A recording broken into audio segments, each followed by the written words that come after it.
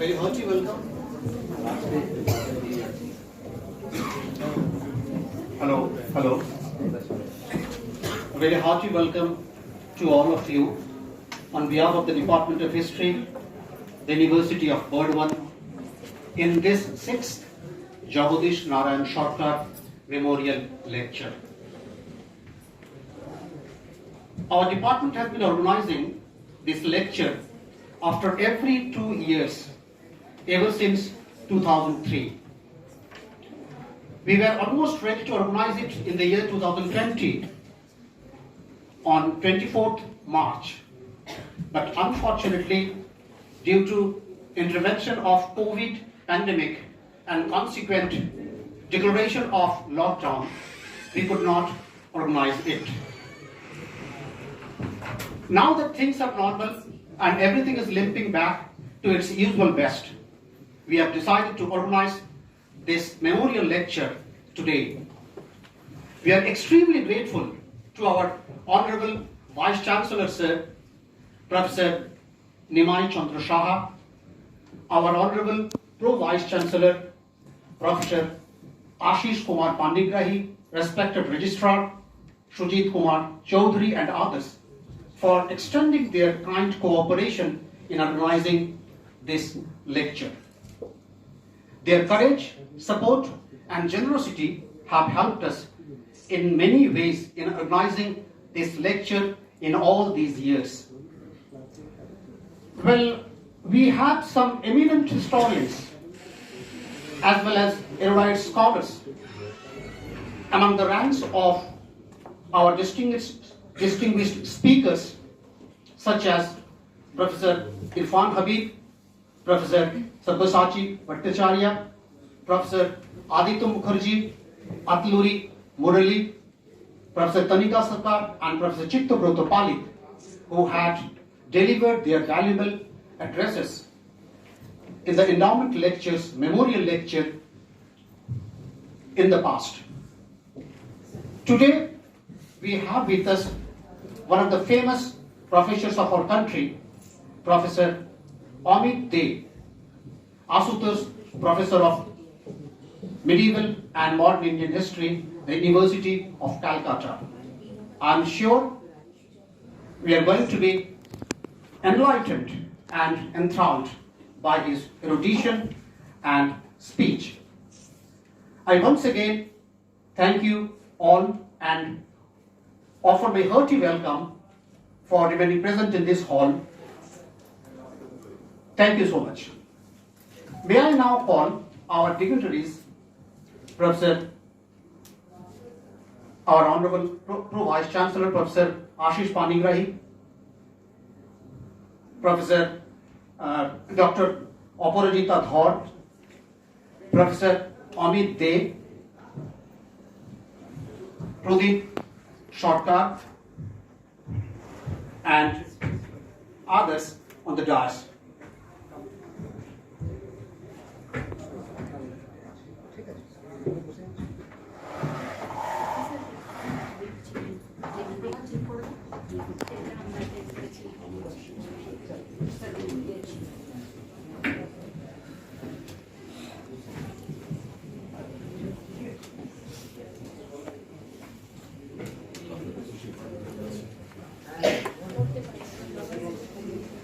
Our dignitaries on the dais will now be felicitated by our departmental student, Pujarini Roy.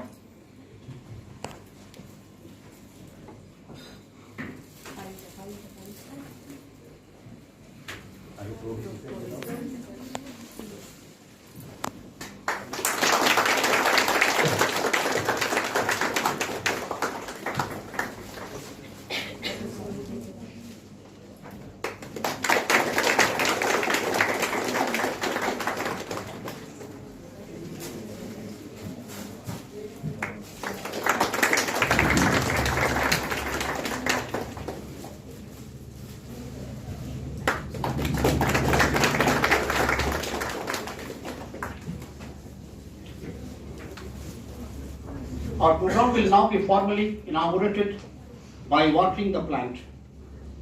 Please. Sir actually আমরা প্রদীপ প্রজ্বলন করছি না, আমরা গাছে জল দিই।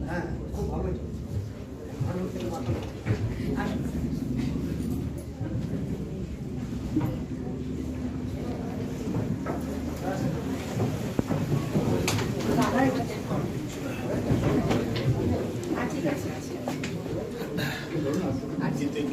দেখতে পাচ্ছেন ওইদিকে প্রভাত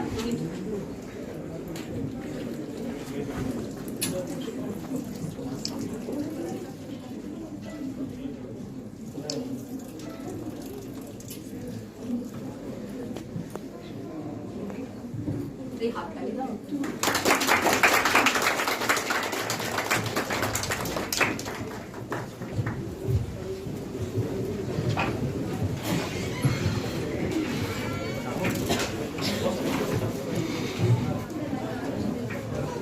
I don't want to miss this opportunity to welcome Pradeep Sarkar, one of the patrons and chief donor of this endowment lecture. We are looking forward to his kind words in fond memory of his late father. Well, Dr. Aparujita Dhar, head of the Department of History, the University of Burdwan, will now deliver the welcome address.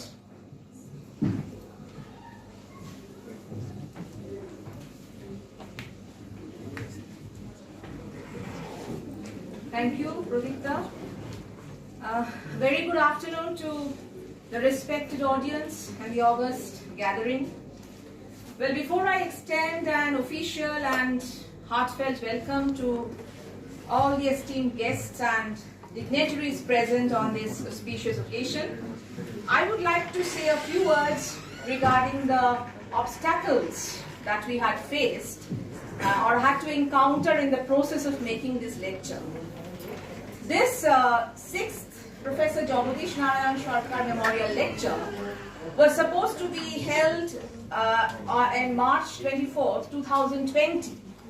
And all the preparations were almost complete. Invitation cards were about to be distributed.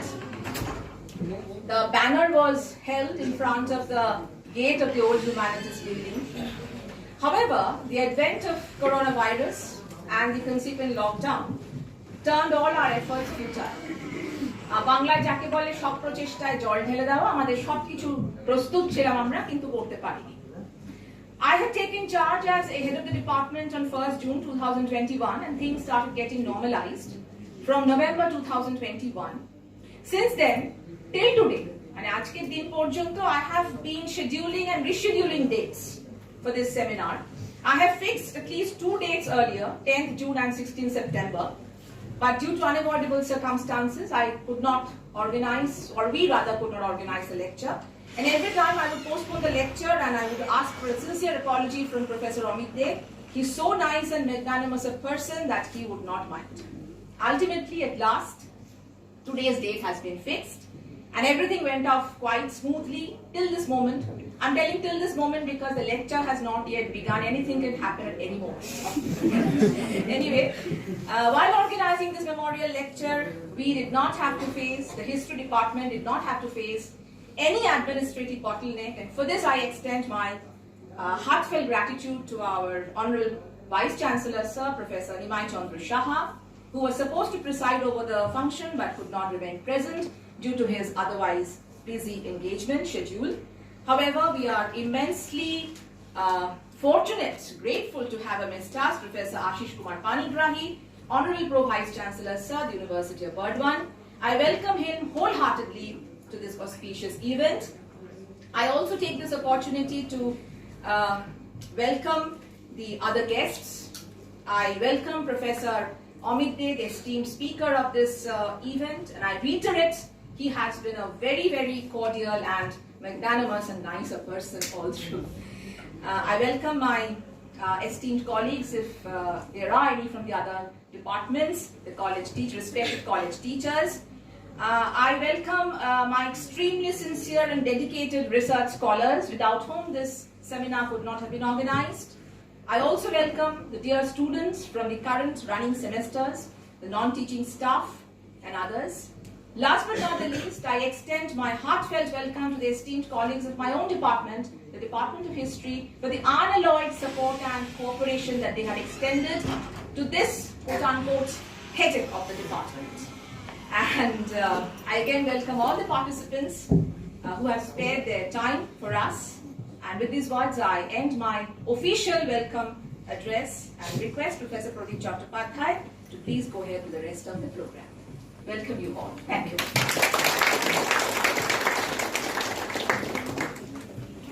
Thank you, Dr. Apurjita Dhar, for your courageous words and vibrant presence. May I now call Pradeep Sarkar to please say a few words to encourage us as well as to help us remember the fond memories of late Professor Jagadish Narayan Sarkar, so renowned, an eminent historian in the domain of knowledge. So, sir.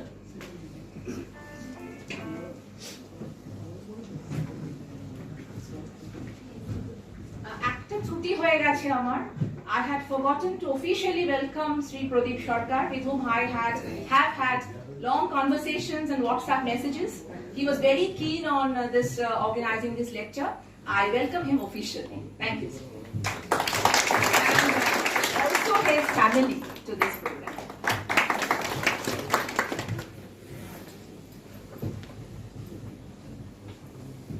Namaskar.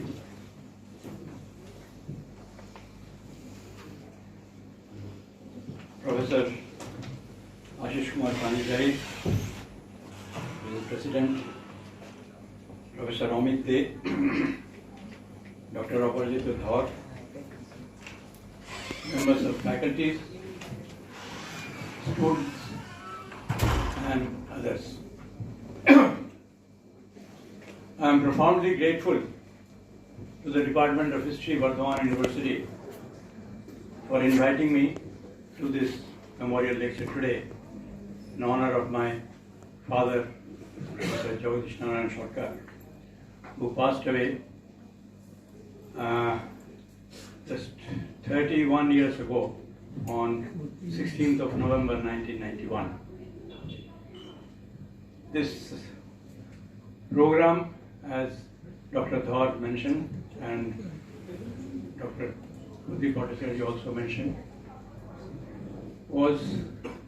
is being organized under an endowment created in memory of my father, and for that I am deeply indebted to Burdwan University, who agreed to accept my proposition and allow this lecture to be conducted by eminent historians and scholars of the country, so that the students and the discerning persons can listen to the erudition of the notable persons, knowledgeable persons in the field of history.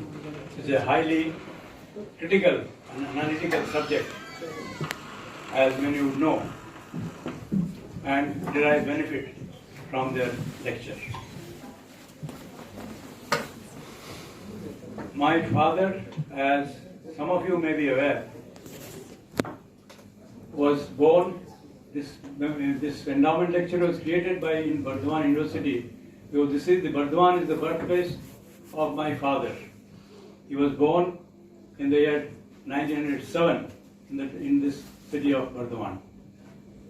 He was also honored by Burdwan University by conferring on him the honorary degree of Doctor of Literature just a year before he passed away.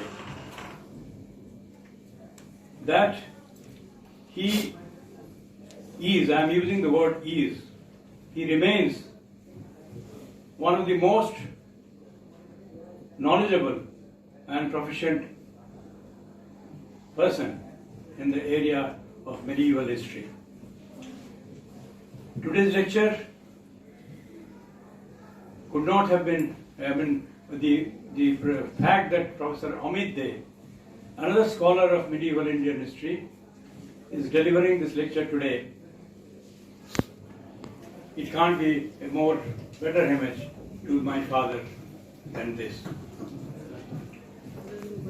Dr. Amolendu Dey, who was the Guru Nanak Professor of History in Calcutta University, after my father passed away, he delivered an obituary lecture.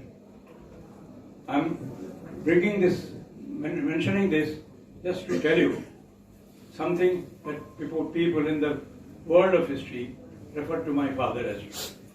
He said that Jagadish Narayan Sarkar wrote 26 books and monographs, 135 articles and 20 review articles, and many more papers given in various occasions and papers. Besides, he contributed to 12 very lengthy research papers to several learned works right from 1948. It is worth mentioning here at this point that he was the first scholar of Sir Jagadish Sarkar, the dawn of Indian medieval history. And Professor Jagadish Sarkar, my father, did his PhD, then equivalent to D.Litt of Calcutta University in the year 1948 under Sir Jagadish. I'll mention a little later what Sir Jagadish talked about my father. But now coming to Dr. Dey, or Amolendu Dey, he said further that needless to point out that for his works which covered, now listen to the areas which covers my father's knowledge, covered social, economic, cultural, political, diplomatic, administrative and military aspects. He has earned a reputation as the leading figure in Indian medieval studies. Study of medieval history was at the core of my father's research. And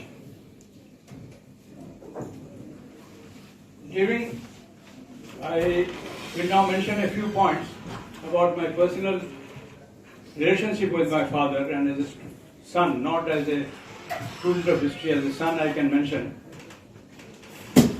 that he was my first teacher and mentor, and some of the characteristics of Professor Sarkar as a person which are not widely known as his academic knowledge. He lost his father at a very early age, tender age of 8, and was reared up by his maternal uncle. And he stayed under the tutelage of his maternal uncle in a place, Bhagalpur, in Bihar, away from his mother. He always remained a very humble and grateful person for the tutelage he received from his school teachers in Christian Memorial School in Bhagalpur, whose then principal Ashish Tarafdar was later the Assistant Archbishop of Calcutta Cathedral, Calcutta. So I learned from my father. My father told me while we were being grown up, I heard from my father, he said, that his mathematics teacher had told him to be very methodical in his studies. Mathematics is an equated person.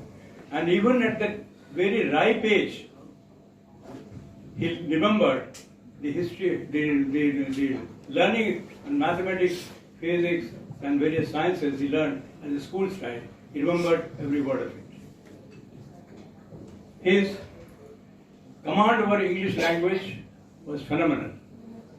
His collection of books contained all the authors right from Chaucer to T.S. Eliot.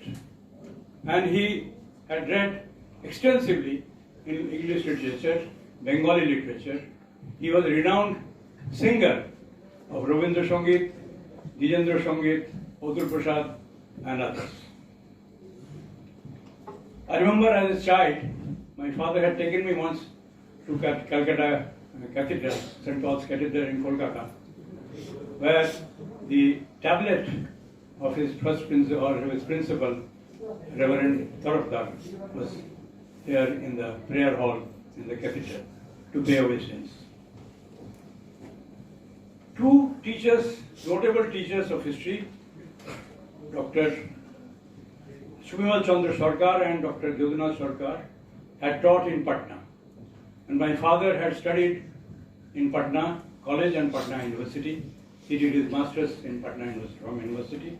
And these two teachers had an immense influence in my later life of my father. He was scientific in his approach. He was a great, as I have said, that he was a great research scholar, and for research, he believed that for learning the subject and going deep into the subject, one has to dive deep and must find out the source of history from the various manuscripts and books in all over the places and in the language in which they are written. Medieval history necessarily required a thorough knowledge of Urdu and Persian, mostly Persian or Farsi, as it used to be called. During the Mughal period until the initial days of British period, Farsi was the official language in our courts and administration also, as people would know. So that they would elaborate it further, but I hope. So Dr. Jagadish Sarkar had asked my father to learn Farsi. And as a small child, I have seen my father, a Maulvi would come, 2-3 Maulvis would come to our house and teach him how to learn this subject. And he learned the subject like no other student would have done it. Because that going in the language in which the documents are preserved in the archives, so we must know the language in which they are written. He translated the famous Hafs Tamjuan of Talyar Khan, and also this Rajasthan, what is called this, Hafs Tamjuan, and some other book in Farsi he translated. Now, there are many things. If I talk about the various aspects of my father's life, he was a fun-loving person. He taught me how to play auction bridge. He taught me how to play badminton. He would take me on the back of his cycle and roam about the entire area of Patna, which was the original Patliputra, where the various edifices and archaeological things are there in Patna from the Ashoka time in a place called Kubrahar in Patna. So he would take us there and he would teach us. I learned the history. I learned about Mahabharata and Ramayana from him. He was a teacher, and then I read the book of Mahabharata and Ramayana. And he said the various characters he explained, and he said that Mahabharata is going on from the time immemorial, from the days of Ram, when there was this Ram was there, this fight among individuals between good and evil that is going on still today. He was also very good. He loved his food.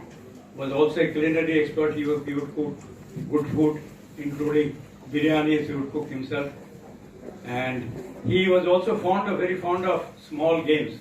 He received a double-barrel gun from his uncle, maternal uncle, with which he would take me as a child to on the banks of Ganga and other places in jungles and various places in and around in Kolkata. After he came to Burdwan University in 1962, he would take us for that small games and bird shooting and all. So I can go on continuing for hours and hours, but that's not the reason. Today we are all eager to hear Professor Dey. I thank you once again. I thank Burdwan University. I thank Professor Dey and all the teachers of the history department. to give me this honor and opportunity to speak. Thank you very much. Sorry, I just mentioned one more thing I thought I would mention. I forgot. Today's subject of discussion of Professor Dey is on Sufism. My father was not necessarily a Sufi scholar, but he has written in one of his Bengali books where he said, Bangla Hindu Musalman Samporko, he wrote that Sufism, Sufibad, মধ্যযুগে সাংস্কৃতিক সমন্বয়ের ক্ষেত্রে সুফিগণের অবদান উল্লেখযোগ্য। সুফিবাদ মধ্য এবং পশ্চিম Asia হইতে এদেশের শহরীয় গ্রামে আসিয়াছিল। ইহার মূল কথা এই যে ভগবত দেশান্নক হইলেন একজন পথিক বা শালিক। সুফিগণ তাহাকে ঈশ্বর সম্বন্ধীয় পূর্ণ জ্ঞান দান করেন এবং এক পথে বা তরিকাতে বিভিন্ন আসরের মকামাত বিভিন্ন দশার আবাহনের মাধ্যমে ঈশ্বরের সহিত মানুষের যোগাযোগ করেন।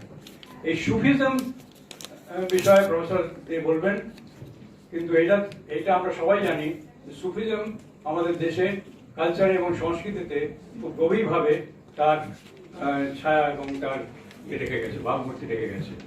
আজকের দিনে এই বিষয়ে যে সাবজেক্ট হচ্ছে সেটা খুবই রেলিভেন্ট এবং গুরুত্বপূর্ণ, এবং আমরা আশা করি আমরা সবাই এর থেকে খুব জ্ঞান অর্জন করব। ধন্যবাদ।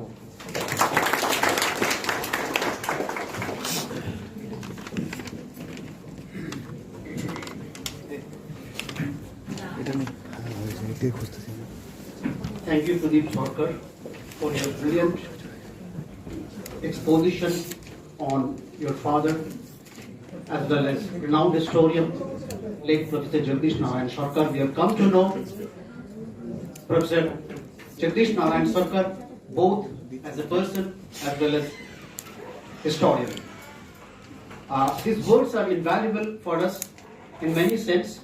Here all students are present, and I hope we can well understand the kind of genius that late Professor Jagadish Narayan Sarkar was. He has excelled in different fields and has shared his interest across disciplines as well as field of interest.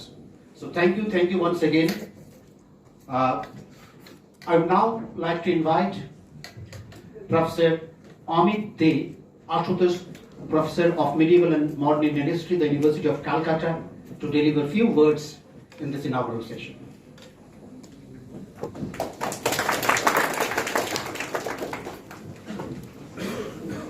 Respected Chair, Professor Ashish Kumar Panikari, Honorable Pro Vice Chancellor, University of Burdwan, Dr. Aparajita Dhar, Head of the Department of History, University of Burdwan, Mr. Pradeep Sarkar, very distinguished scholars, professors, budding scholars, and my dear students.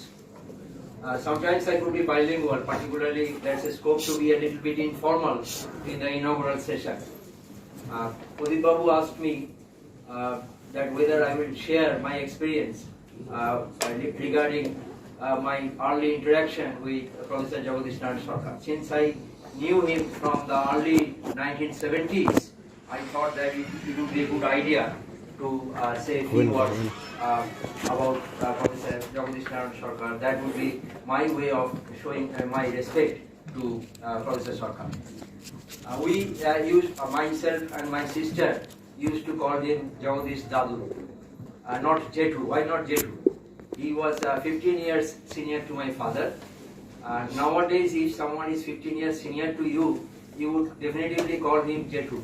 But in those days, this gap was very much respected, very much recognized. So he was like a teacher to my father, 15 years senior, almost 15 years senior. So we, throughout our life, we used to call him Jagadish Dadu, myself and my sister. So I will just share a couple of experiences. That's why I am here today. Actually, I have studied history because from the early 70s when I was going to school, he used to frequent our house. We had no telephone. I don't think he had telephone in the early 1970s. So sometimes it happened, my father was very busy, and sometimes he came and he found that my father was not there. So we used to interact. But we were a little bit afraid of Professor Jagadish Narayan Sarkar because he was erudite in every subject, including geometry, and I was afraid of geometry. These sort of things. He was a gold medalist in everything that he undertook. One thing it reminds me that Pradip Babu came with his father, Professor Jagadish Sarkar, to our house. I was a schoolgoer with that double barrel gun that he has already mentioned. Now, I live in Bagajuddin, and in the Bagajuddin area nowadays you see there's a Peerless Hospital, there's Eastern Bypass, there's a flyover. These were not there. There were canals, and the rice field was unfolding towards the horizon, and there were migratory birds. Nowadays I am very environment conscious. I am conscious about biodiversity. I would have resisted my Jagadish Dadu not to use the double barrel gun. But in those days he could manage to just bring down 2 birds, and the one bird was gifted to us, and it was delicious. I remember that. So this was the thing. On another occasion, actually at every stage I feel I miss Professor Jagadish Sarkar. When I was growing up, this was one of the reasons why I am studying history. This story was told.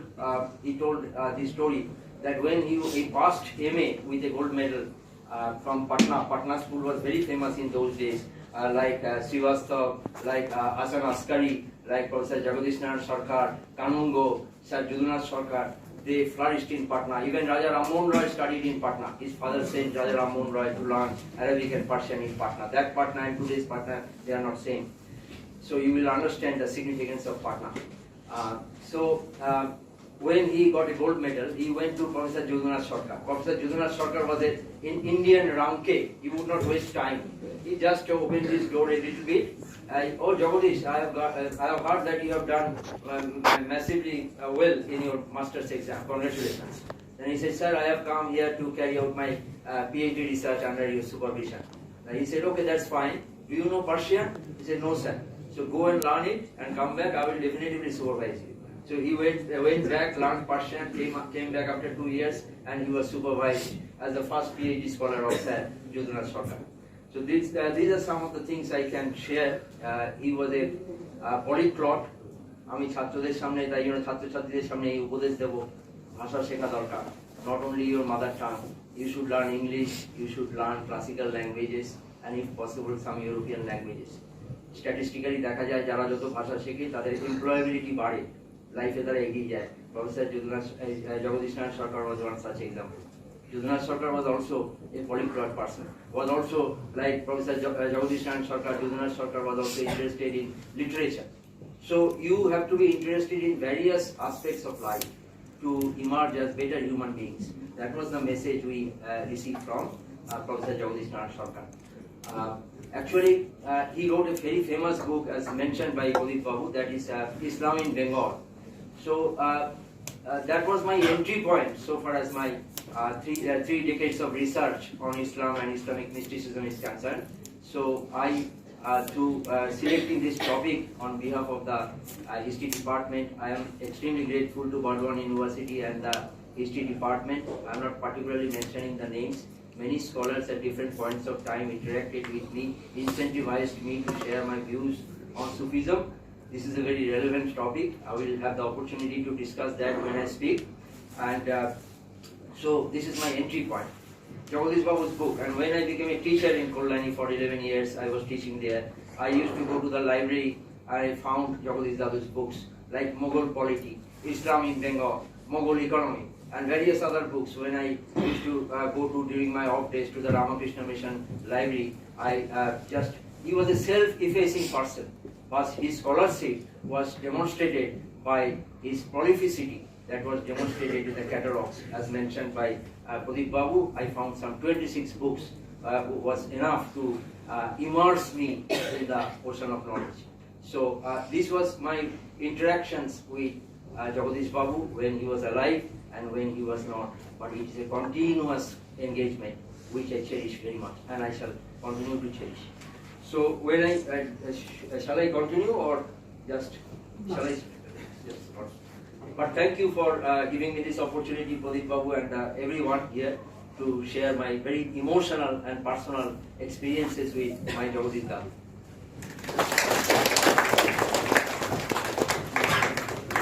Thank you, Professor Amit Dey, for sharing some of the events as well as ideas that you had experienced in your earlier life.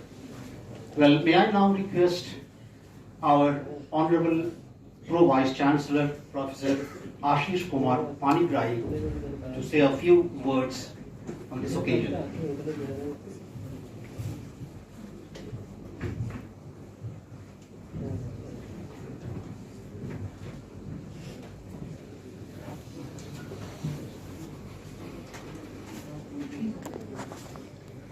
Very good morning to everybody. Today is the auspicious day for the Department of History of our university, because some legend conference lectures.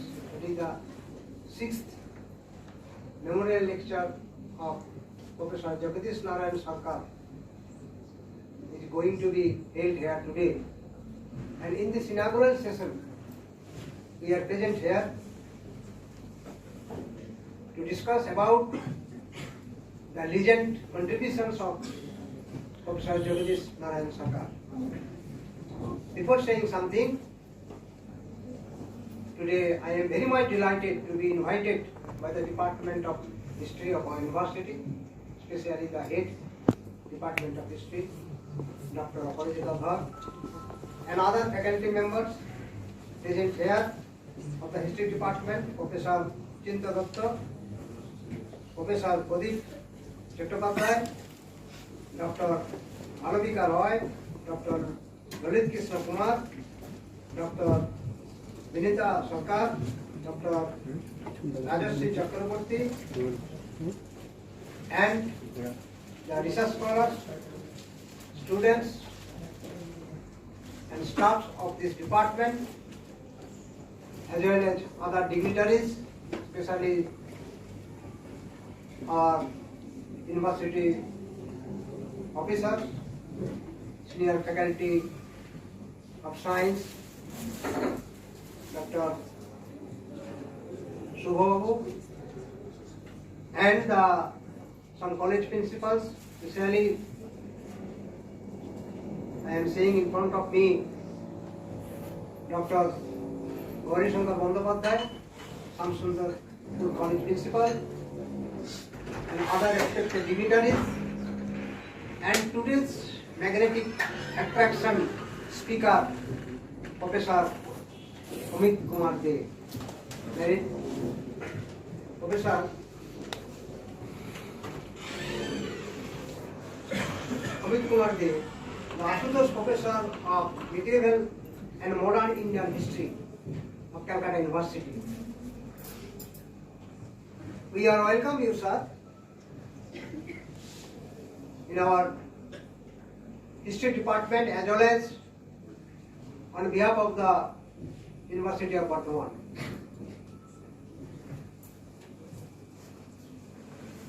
The 6th Jagadish Narayan Sarkar Memorial Lecture is no doubt will be a very attractive and informative, as the talk I heard from Dr. Dey.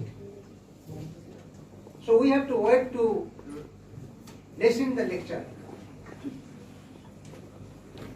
And we are also very much thankful to late Professor Jagadish Narayan Sarkar's proud son, Pradip Sarkar. He is present here. He told about his father, and no doubt he is the proud son of a proud father. So regarding Jagadish Narayan Sarkar, I want to say a few words that he obtained his master's degree from Patna University.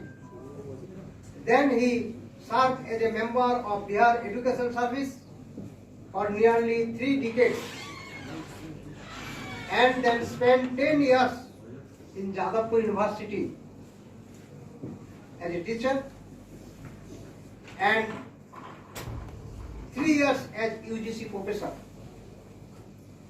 and a fellow of Asiatic Society, and he was the recipient of Jagannath Sarkar Gold Medal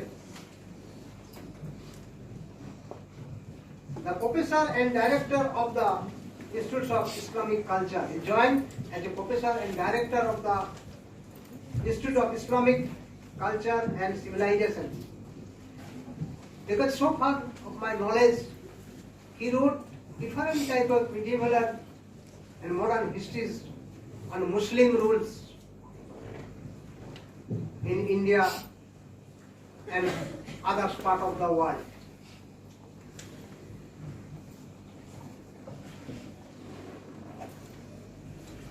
The Indian History Congress elected him sectional president in 1955 and general president in 1976, and he presented the first Bangladesh Itihas Samiti in 1971 at Chittagong and was contribute a good number of book chapters and cultural heritage of Mughal age. So during his time he described about the Mughal era and the rules of the Mughal in India. During his teaching career of 43 years in the universities like Patna, Ranchi, Jadavpur, followed by the next 12 years of associations of the engagement in Bhagalpur, Magad and Alan Mishra Mithila University and in the Asiatic Society, Professor Sarkar taught history to at least 2 generations of students and number of doctoral scholars guided by him, though very few, till he was a strong academician during his period. Professor Sarkar himself was a well-versed in several languages. Apart from his mother language and English, he had working knowledge in Persian, Assamese and Rajasthani. As a research supervisor, Professor Sarkar would give trace on proper methodology and use of primary sources and insist that interpretation should be in the right region and that no data be accepted of their face value without cross-checking. Very good lesson we have to learn from these works. Latest publications on medieval India within the country and abroad did not escape his attention. Mir Jumla, Professor Sarkar's first book based on his PhD thesis, was regarded by Sir Jagadish as an excellent and a first-rated contribution to the Indo-Muslim history.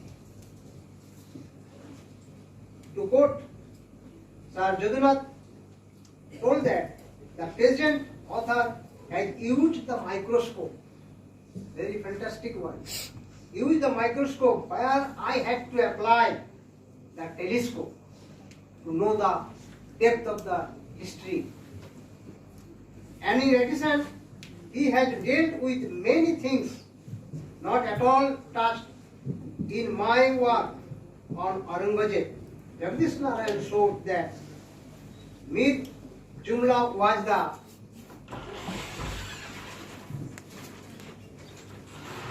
actual hidden source behind Aurangzeb's strength. So Professor Sarkar has given to the students and scholars of medieval Indian history more than complex with range of biographies and historiographies from the political history to the economic and the socio-cultural and military history. A synthetic and the comprehensive survey of the economic life of Turkos and Afghans of the Mughal India was virtually non-existent until Jagadish Narayan explored this field. We could not know about the medieval history which Jagadish Narayan wrote. His first research paper during the back 1934 presented in the Archaeological and the Historical Society of Patna College and pointed out the economic life in Bihar from the 13th to mid 18th century. Anglo-Mughal commercial relations being his favorite subject, Sarkar wanted to explore his field, throwing the light on the Mughal mobility and even female dignitaries of the Mughal Haram. Art of War. The Art of War, Professor Sarkar explained the actual reasons for India's failure to withstand foreign aggressions in terms of the inferior military strategy. He wrote, the war machine has to be hastened on a considerable of the prevailing conditions, socio-economic and the political developments and the scientific and the technological progress resulting in the introduction of new and the superior arms and weapons. On the occasion of the National Seminar on Arts and Culture of Eastern India held in February 1990, the Bihar Purohit Parishad honored Professor Sarkar with a copper plate and shawl. And in this way, he created many milestones in his field of history. And the University of Burdwan felt honored in conferring on him the elite degree, Doctorate in Literature, honoris causa, in its convocations held in 18th April 1991. After a lapse of 3 decades, today I personally, on behalf of the University of Burdwan, once more feel honored and privileged to pay my homage to Professor Jagadish Narayan Sarkar.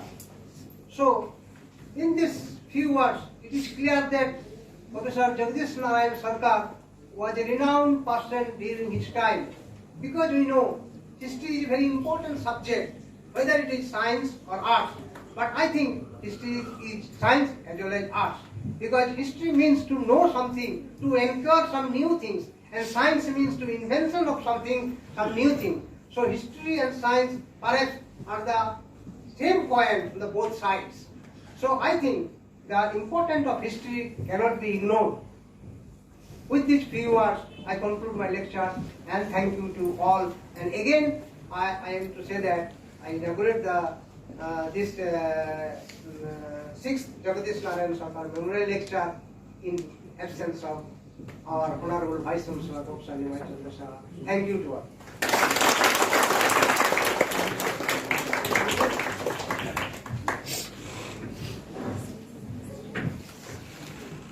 Thank you, sir. Thank you, our Honorable Pro Vice Chancellor, Professor Ashish Kumar Panigrahi, for delivering a beautiful lecture on Professor Jagadish Narayan Sarkar. With this, we have come to an end to this inaugural session. We need a few moments to arrange the dais for Professor Dey's lecture.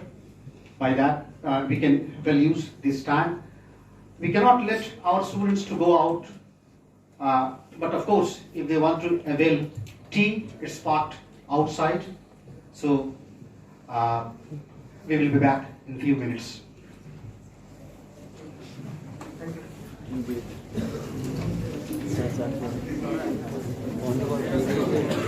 To deliver his address.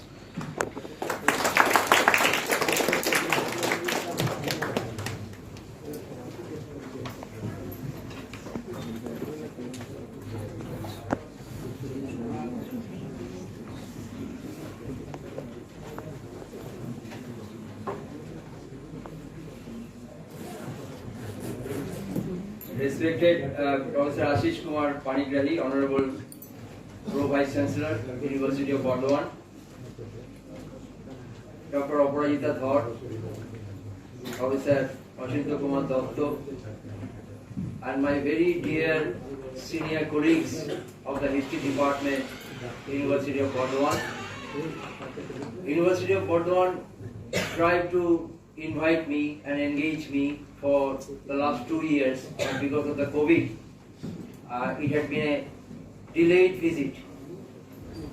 Malavika Di Dr. Malavika Rai initiated the process and which is culminating under the leadership of Aparajita and Ochintya Da.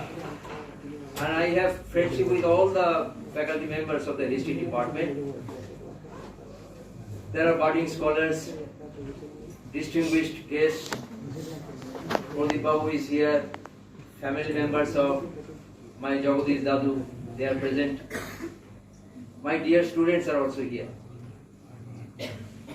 We are living in the 21st century, but still we are exposed to various forms of exclusivism.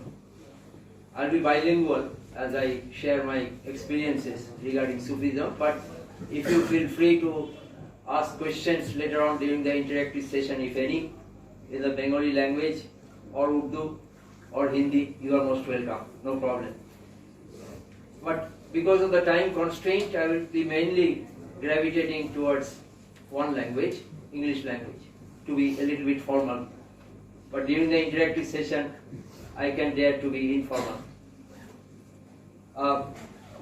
As I've mentioned, we are exposed to various forms of exclusivism, not only in South Asia, but beyond. As I have mentioned, that I got the initial lesson regarding Islam, not directly, indirectly from Jagadish Dadu, picked up that book, Islam in Bengal.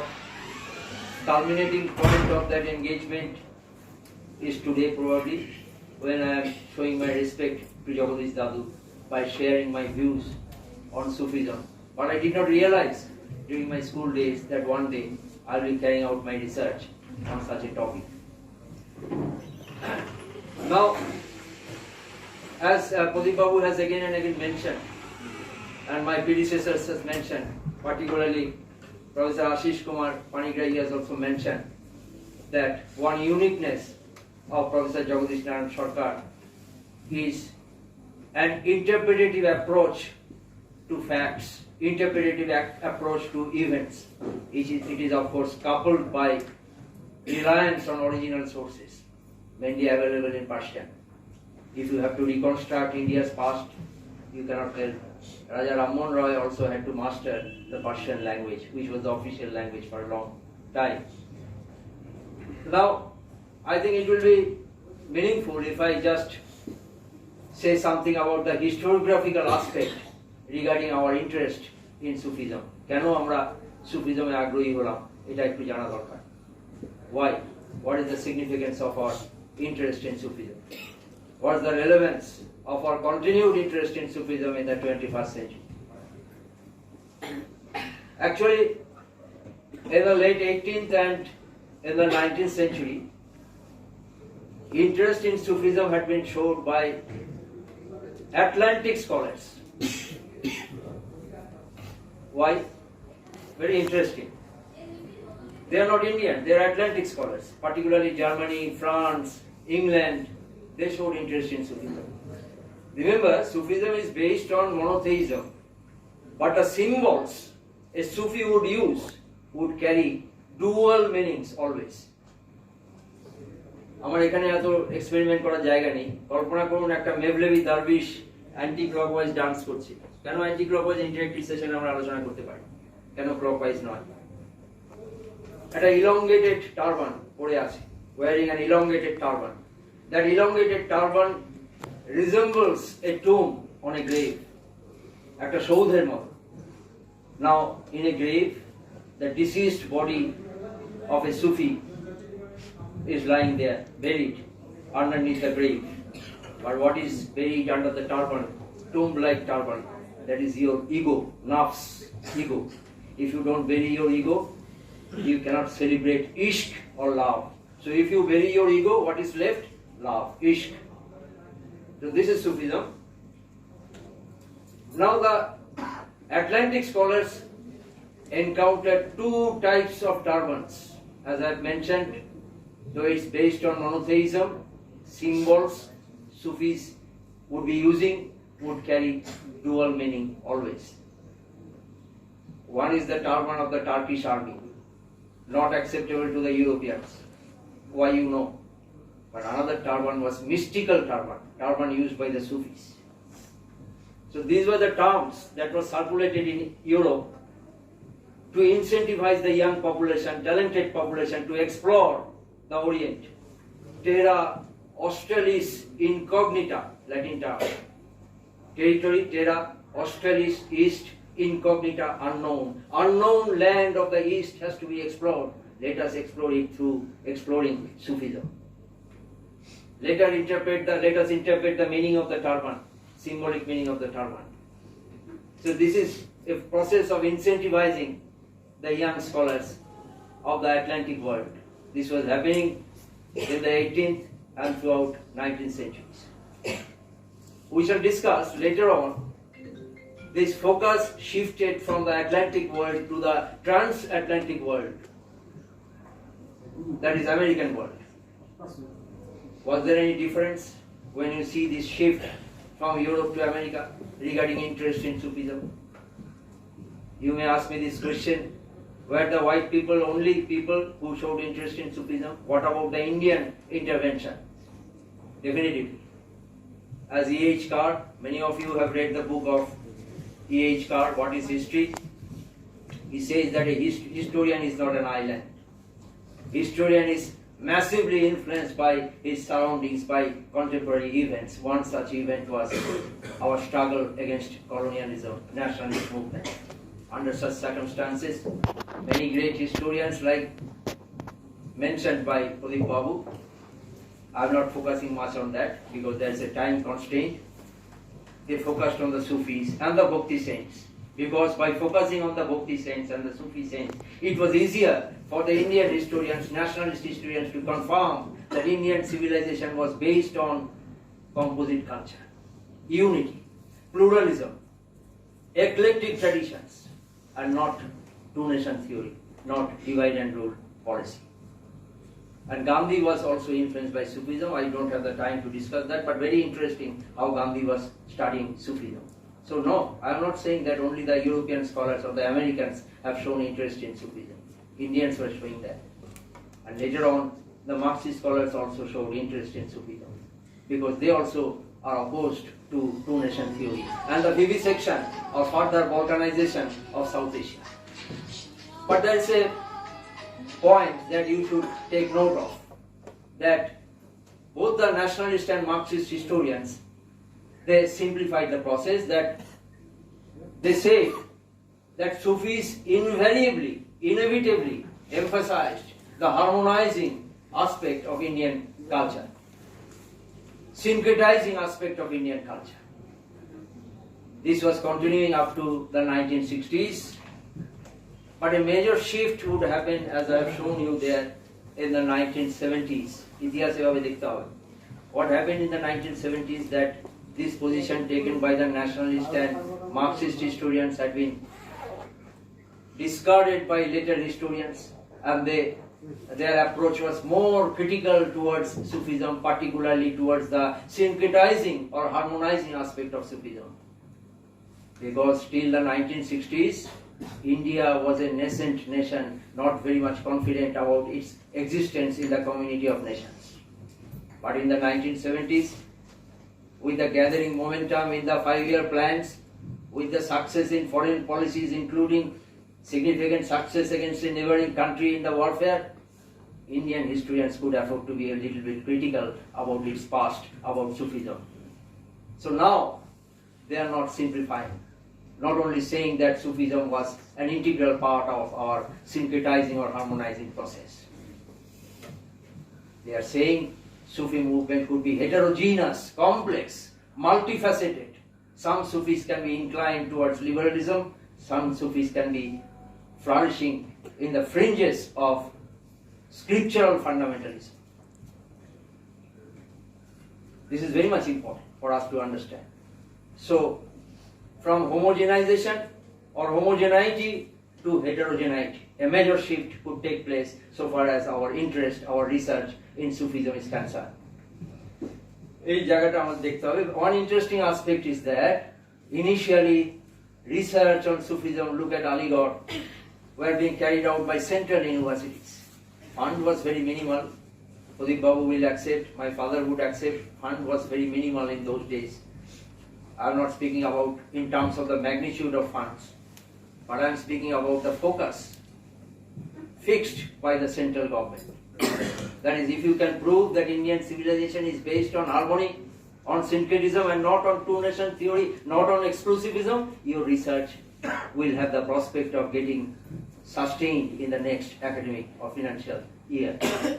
So central universities focused on the harmonizing aspect of Sufism, but in the 1970s, the state universities, regional universities were showing interest in Sufism and with a more critical approach, because India now is no longer a nascent nation, a very self-confident nation. You can look back towards your past with a more critical approach. অনেক সমালোচনার দৃষ্টিতে আমি এখন অতীতকে বিশ্লেষণ করতে পারি, কারণ আমি এখন অত্যন্ত আত্মবিশ্বাসী একটা রাষ্ট্র।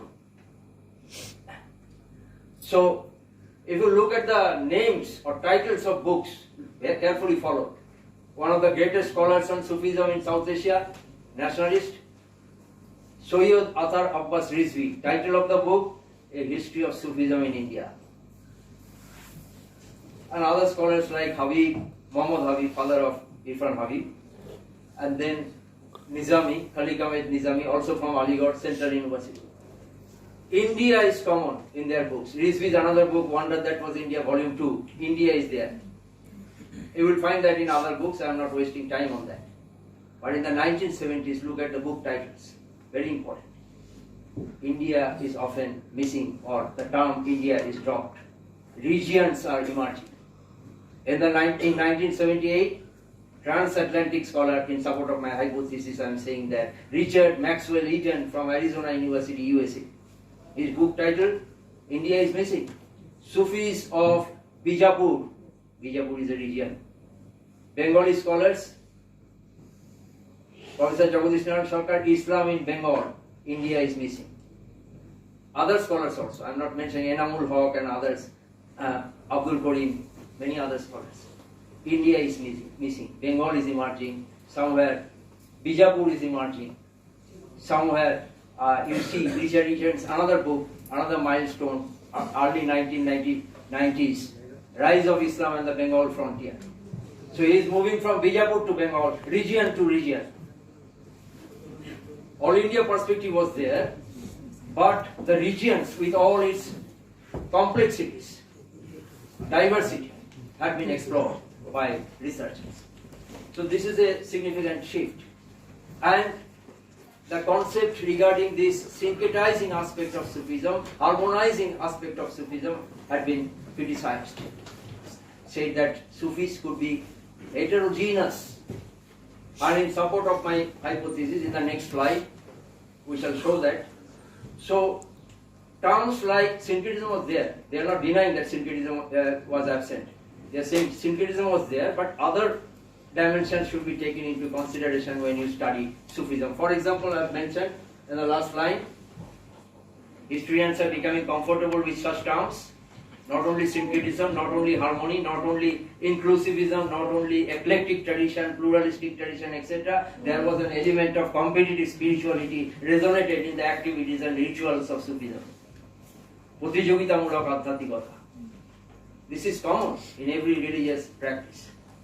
Sometimes very subtle, dormant, sometimes explicit. এগুলো ইগনোর করা যাবে না, তাহলে আমরা একটা comprehensive idea about Sufism form করতে পারবো না, এটা হিস্টোরিয়ানরা বলছে। So the 1970s, I think, is a landmark, milestone, mile followed so far as research on South Asian Sufism is concerned. এবং এখানে বলা বাহুল্য যে স্টেট ইউনিভার্সিটি শুধু নয়, ট্রান্সআটলান্টিক ইন্টারভেনশন, কারণ রিচার্ড ইটন ইন্ডিয়ান গভর্নমেন্ট থেকে টাকা নেন না, হারমোনি প্রমাণ করার কোনো দায়বদ্ধতা তার নেই, তাই তিনি অনেক ক্রিটিক্যালি সুফিজমকে স্টাডি করতে পারেন।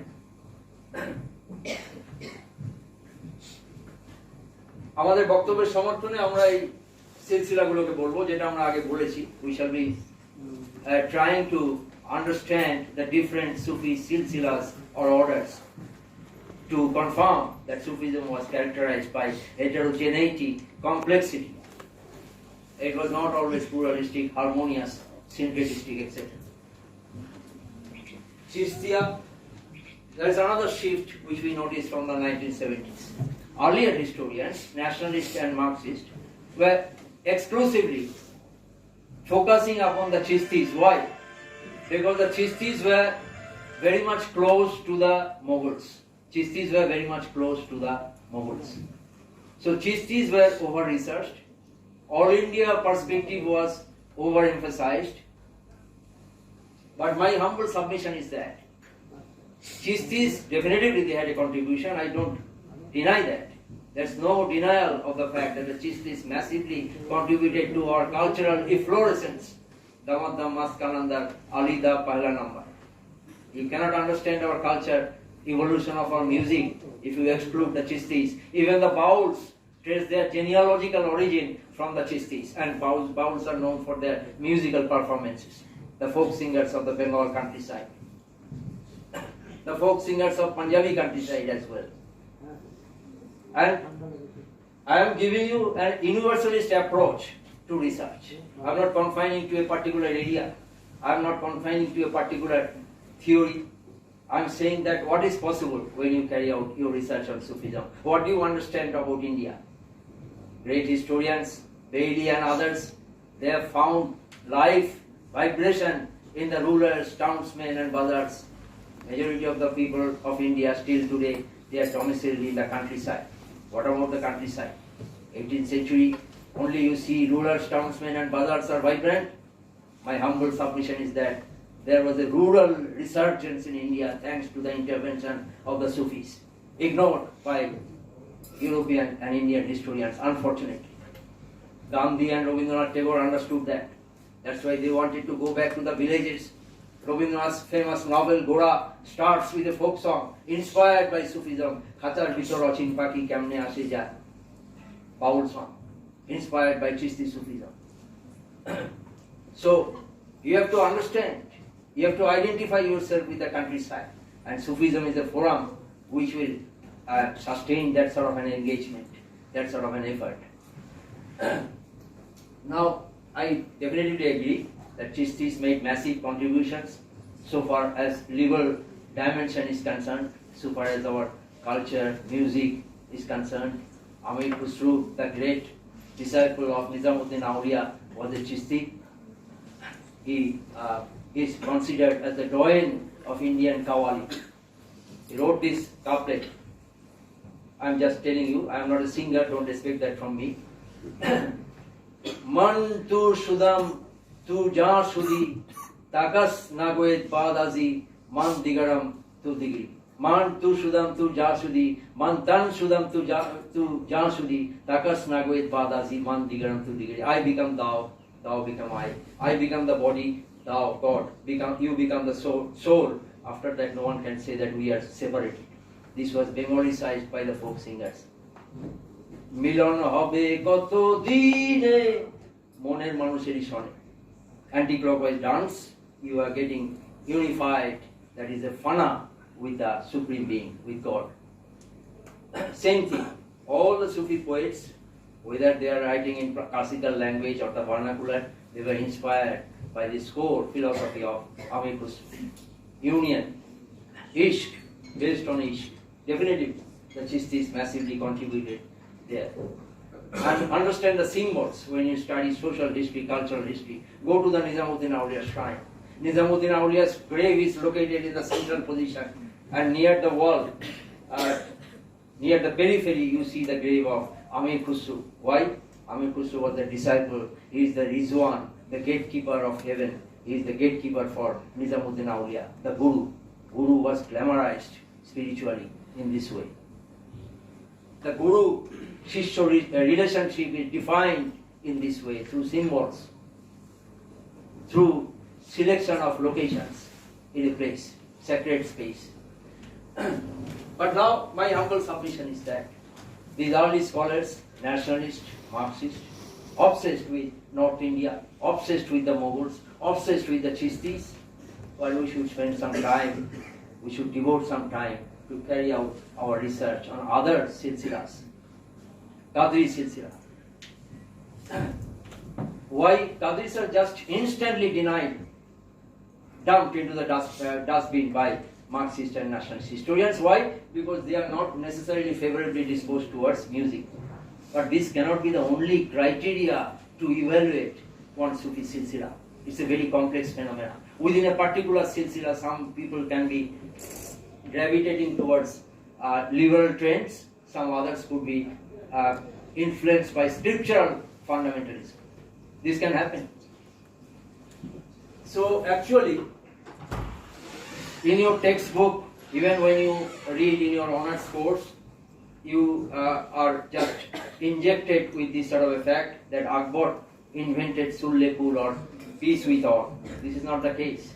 Akbar institutionalized Sulle-Kul or peace with all. This was introduced originally by the Qadri Sufis. Remember, Shah Jahan's favorite son, Darashuko, who never became an emperor, used to introduce himself Darashuko Hanafi Qadri. He was initiated by the Qadris. Qadris were intriguing people. They were interested in Vedas and Upanishads. That's why it's not surprising that one day Darashuko would translate some 58 Upanishads and we'll call it Sirri Akbar, the great mystery, because Upanishad in Sanskrit means mystery. Sirri Akbar, great mystery, Persianized form of Upanishad. It migrated to the West, was Latinized, and was palatable to the Western intellectual world. So this is the story of migration of Upanishad to the West. Will you say that the Mughals were foreigners? So the Qadris were, that's why, very much important. If you carefully follow a Muslim name, full name, you will understand many things. Dara Shuko Hanafi Qadri. Hanafi, there are 4 schools of laws. Majority of the Indians are the followers of Hanafi school. Hanafis, as compared to other schools, I'm not mentioning them, time is running out. They are comparatively more liberal and they influenced Indian Sufism. So a fundamentalist will say that there is only one Islam. What scholars like us would say, no, you have to add one S, Islams. For example, Islam as practiced in Northern Africa is not the Islam practiced in South Asia. You understand what I indicate. Now, these Qadris are very much nearer to Nirguna Bhakti, monotheism or Advaita Vedanta, non-dualism. Guru Nanak, Kabir, they were influenced by this trend. So there was intermingling of ideas between the Qadris, the yogis, the Bhakti saints and staff.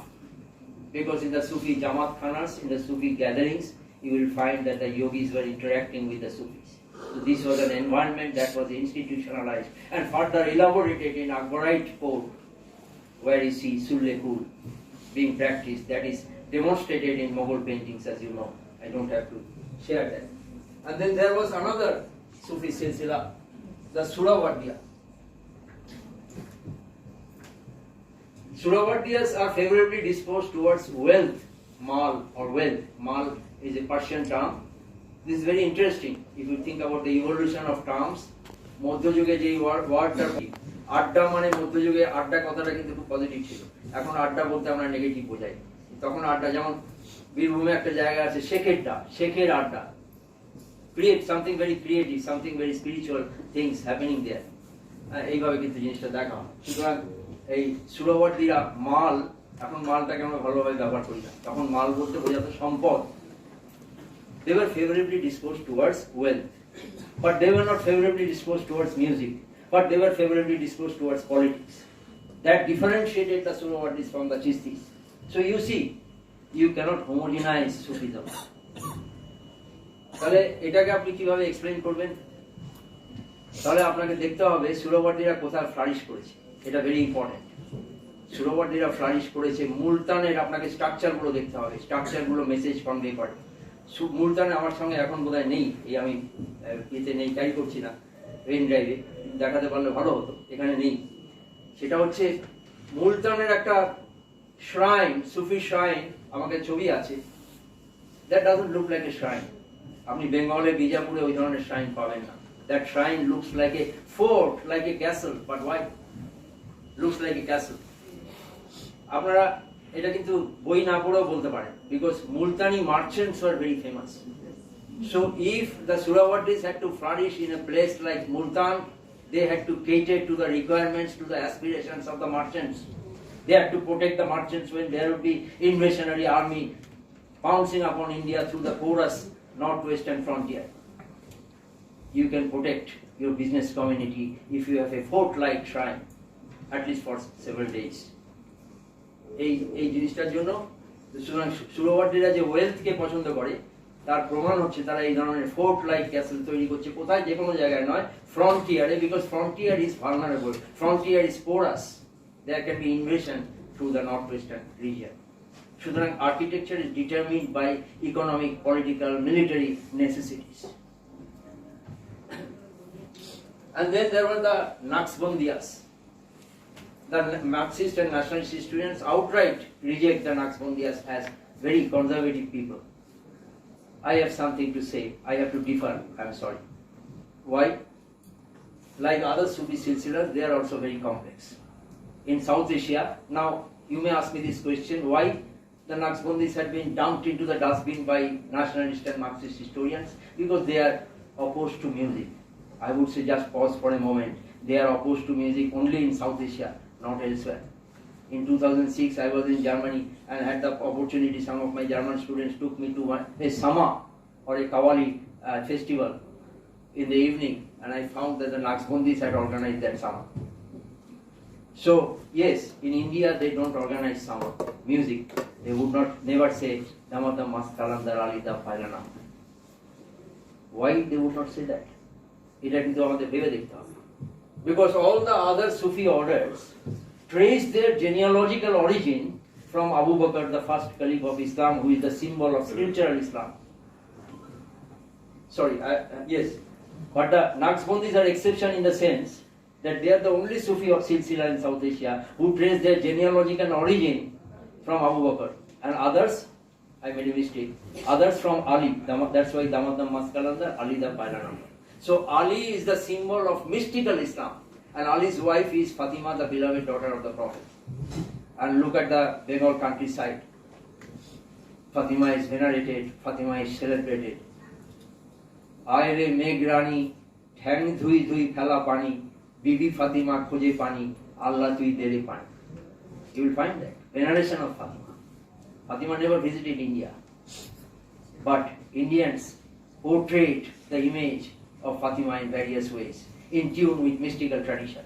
So in the countryside, Ali and Fatima, they are popular. But in the rural, urban pockets, Abu Bakr and his daughter, the wife of the Prophet, Aisha, they are popular. Why? Because in the urban pockets, literacy rate is high. You have access to scriptures.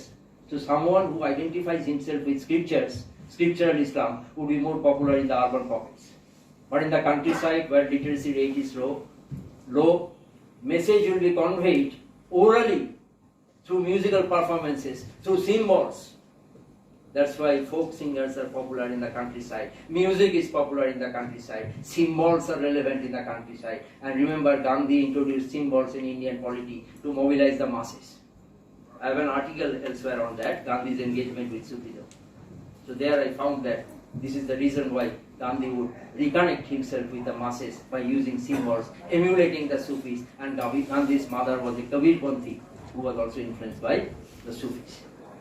So if you have to understand your national movement, anti-colonial struggle, identity formation in the provinces, you have to study Sufism and its heterogeneity, complexity.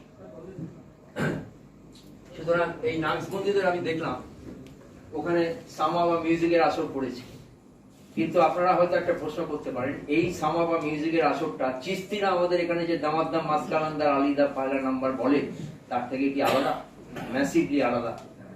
A student who is aspiring to be a historian or a scholar has to be very alert. ভালো করে শুনুন কি বলছি। এই সামা is fundamentally different from the Chishti samas. Chishti সামাতে কিরকম আছে? Imagination আছে, ফ্যাব্রিকেশন আছে, ইমাজিনেশন আছে। কিরকম? In Chisti imagination, Mirabai is not longing to be united with Krishna. Mirabai is from Rajasthan. She is longing to be united with Khaja Gharib Nawaz from Ajmer. Ajmer is also in Rajasthan. So she is gravitating towards Khaja Gharib Nawaz, not towards Krishna. Imagination. There is no such place in Naqshbandi Sama, no such place. Because I noticed, I participated in the Sama till midnight, and I noticed that there was not a single word or a single term beyond Quran or Hadith. Contemporary events, folk stories, mythology can never be incorporated in Naqshbandi sounds. Because they are the followers of Abu Bakr Siddiq. But others, they will entertain mystical elements like Ali, Yamatam Maskalandar, Ali da Bailanama. Kali Ghater Kali Ma, Hai Ali, Hai Fatima will be uttered by other orders but never by the Naqshbandis. But that doesn't necessarily mean that the Naqshbandis are conservative. I will say a few words about that. In the 18th century, you see Mughal decline. Professor Jagadish Sarkar also had written a Bengali pamphlet, Ashtadash Shataket Sankoter Opor.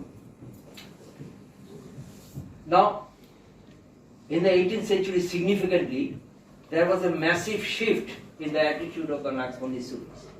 They created a platform. I have mentioned that here. Tasawwari Sheikh, those who are well versed in Urdu, might understand that. That is the image of the Sheikh or a Sufi Guru. What is that? And I am saying this because in the 18th century they saw the decline of the empire, so there was no royal or imperial patronage to Sufi order or the Sufi rituals that were performed in the Sufi shrines during Urs. Urs means marriage, spiritual marriage between the Sufi saint and God. Oi, Mantu Shudam, jeta bolla.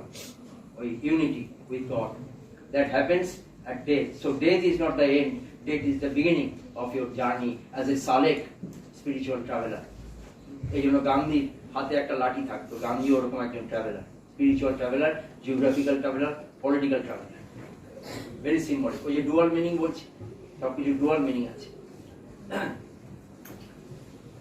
সুতরাং এই Naqshbandira in the 18th century, they tried to create a common platform both for the Hindus, Muslims and also for the Sikhs, because they were functioning in the Punjab region initially. Because they understood that when the Mughal Empire, which was an unifying force, was gone, then it is the responsibility of the non-state agency like the Sufis to promote Hindu-Muslim amity. They could understand that otherwise these centrifugal forces will destroy Hindustan.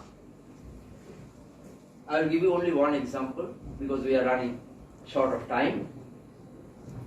Very enthusiastic followers of a famous 18th century Naqshbandi Sufi, Mirza Mazar Jani Janan, appeared before him and said that, why don't you convert your Hindu disciples? It means that he had Hindu disciples as well. So why don't you convert them? Why should I convert them? Because you will attain sawab, that is, you will attain spiritual merit if you convert your Hindu disciples to Islam. Then I will never convert them. Why not? Or let us do an experimentation. I could have done it here, experimentation, because it is often very much interesting to imagine someone as a Sufi saint. I am imagining myself as Nizamuddin Auliya now, and you, all of you as my disciples. So I would ask you, imagine we have gone back to that 18th century. Close your eyes, you have closed your eyes, particularly the very enthusiastic followers of mine who are Muslims and are willing to convert their Hindu brethren to Islam. So they closed their eyes. Then after some time he said, now you can open your eyes. They opened their eyes. So what did you see when you started to think about religion? Well, they said that, all of them said that when we started to think about religion, your face, my Guru's face, Murshid's face, Sheikh's face emerged in our imagination. But then you are all polytheists. First, I will convert you to Islam because you are not true Muslims. Because my face should not have appeared in your imagination when you started to think about religion. Because you are monotheist. God is without any shape. এইভাবে ওটাকে বলে তাসাওয়ারি shape, অর্থাৎ image of the shape. এই প্র্যাকটিসটা করে তিনি দেখালেন যে কেউই অ্যাকচুয়াল মুসলিম নয়, সুতরাং তাদের যদি আমি কনভার্ট না করি, আমি অন্য কমিউনিটির লোককে কমিউনিটি করতে ব্যস্ত থাকবো কেন? আমার অন্য অনেক কাজ আছে, সোশ্যাল সার্ভিস আছে।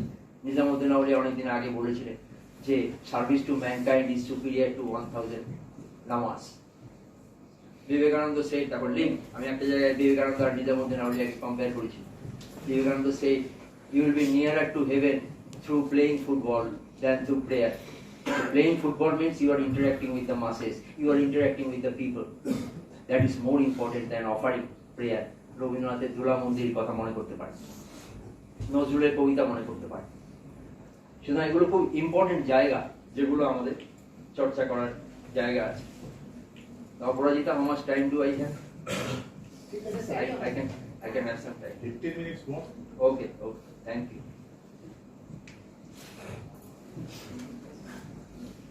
Now, as Pradeep Babu has mentioned, Mr. Pradeep Sarkar, and we have also discussed that Professor Jagadish Sarkar put significant emphasis on original or primary sources. If you have to become a good historian, you have to rely on original sources. There cannot be any compromise. And their guru is very important, as I've mentioned in Sufism. Professor Jagadish Sarkar's guru is Professor Jagadish Sarkar, Sir Jagadish Sarkar. So Jagadish Sarkar is regarded as an Indian Ramke. Original sources are very important, but he was very busy exploring sources. So Professor Jagadish Sarkar did not get time to consult some unconventional sources regarding Sufism. That's why you will not find flashes of social history resonated in the pages of Jagadish Sarkar. So Jagadish Sarkar, Professor Sarkar, my Jagadish Dadu tried to explore that lacuna prevailing in Indian historiography, particularly medieval Indian historiography, by consulting some unconventional sources available in the Persian language. So that's why he mastered those languages. You see such sources. Maktubat, Malfuzat, Taskira. Maktubat means letters exchanged between Sufi saints. Letter writing is an art, so it's an interesting contribution to Indian culture. Letter writing, how you should write a letter, particularly to a respectable person. When you are writing letter to your guru or to your friend who is spiritually accomplished, what sort of a letter you are expected to dispatch. Then Malfuza, table talk. As I imagine myself as Nizamuddin Aulia, I am delivering my talk. Any enthusiastic follower of mine is writing it down during my leisure hours. That will be corrected by me, and that will later on appear as a manuscript, Kalmi Nushka, as a manuscript. That's a normal process. So that is called Malfuza, table talks when written down in the form of manuscripts. Unconventional sources. Why? And then Taskira, biographical literature, particularly the biographies of Sufi saints. Because this enables you to spill over to areas other than the royal court. Royal historians have written official history, where you have just found that they are just glorifying the ruler who are sponsoring their project. But now you are writing about the everyday life, the aspiration of the common people, their emotions, their psyche.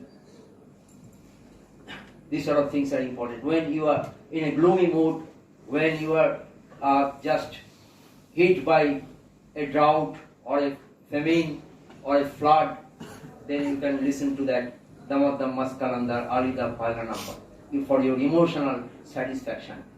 Milon hobe koto dine moner manuseri shone. An agrarian population, otherwise their life is monotonous. For some sort of spiritual, emotional, cultural satisfaction, they will gravitate towards the folk singers, Jari singers, inspired by Sufism, Baul singers, inspired by Chishti Sufism. So this is the engagement, this is the interaction between urbanity and the countryside, between the so-called elite people, Rabindranath Tagore and Lalon Shah. This engagement is important, otherwise you cannot reconstruct your socio-cultural history, your socio-cultural past. So, one interesting thing, nowadays Mughals are being portrayed as foreigners. Islam is being portrayed as a foreign religion. I beg to differ. In support of my hypothesis, I will say a few words. In India, you have to be very careful. The doctrine, Sufi doctrine that became popular, I have written it down, Wadatul Wajud, unity of being or pantheism. Everything is He. Hamaust, God is reflected in everything, Persian term. So if God is reflected in everything, both living and inanimate objects, God is also reflected in a non-Muslim. And if God is reflected in a non-Muslim, you cannot denounce a non-Muslim as a kafir or as a heathen. So this is the channel, this is the forum of interaction, creative, engaging, meaningful interaction with other communities. That was theoretically justified by the Sufis through Wahdatul Wujud. This was popular in South Asia. Remember, this was not popular in Northern Africa. So I will continue to use one S with Islams. I will not say Sufi, I will say Sufis. Because one Sufi can differ from another one. Indian Sufi can differ from the North African Sufi. Look at the North African countries. What sort of a formula did they follow? One country, one language, one religion. But Indian history is a continued history. There was no attempt on the part of the Mongols to convert the Indian population. They could have inflicted their mother tongue, the Turkish language, in India. They could have inflicted the language of the ulama, Arabic, on the Indian soil. They did not do that. They were so eclectic and liberal that they allowed Persian, the eclectic language, to flourish, cosmopolitan language to flourish, because they thought that to ensure the perpetuity of an empire, to ensure the longevity of an empire, you have to encourage, you have to sustain pluralism, cosmopolitanism. That would be possible by promoting Persian language, not by Arabization or homogenization, but by Persianization and heterogenization, and that would be carried forward by the Sufis, the non-state agencies. Hence, there was a close relationship between the state and the Sufis. সুতরাং north আফ্রিকার আমরা একরকম ভাবে চলি এই পাঠ্যক্রমটা বুঝতে হবে anthropology multidisciplinary approach is very important in our research. One anthropologist, Clifford Geertz, who is a master on Indonesian affairs, a Dutch anthropologist, worked on Indonesia, another colonized country like India, but under the Dutch. He carried out a comparative study between Morocco and Indonesia. Think about the topography of Morocco, climate of Morocco, compare that with Indonesia, which resembles Bengal in many ways. It's fertile, soil is soft, riverine. It's an archipelago, there are many islands. Morocco, very tough, desert-like. Urbanity is very important in Morocco because rural areas are intolerable during summer. So it's an urban civilization. So I have mentioned that literacy rate is higher in urban areas. It's a scripture-oriented religion that flourished in Morocco. But in Indonesia, folk Islam flourished.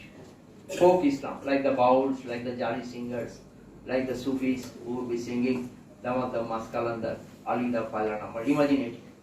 We can call them imaginaire Muslims. They are functioning within the ambit of Islam, but they are imagining something more. They are not satisfied with the ground floor, they are looking towards the steps which will be leading towards the roof. Roof is Tariqa and the ground floor is Sharia. Sharia is not denied, they are living in Sharia but trying to move towards the Tariqa, the Sufi way, through the steps. This is the difference. They are trying to spill over to some other areas. They are prepared to experiment. Gandhi was interested in experimentation. Mughal state, I say, is an experimental state, a culture state that was facilitated by the activities of the Sufis. So, Clifford Geertz's book title is very important, pamphlet-like book you can read.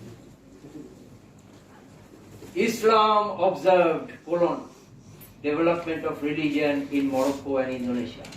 Morocco geographically enjoys proximity with Hejaz or Saudi Arabia, the Arab land where you have Makkah, Medina, etc. Jeddah, that is Hejaz. It's near to Hejaz, but Indonesia, culturally, geographically, it forms the periphery of the Islamic world.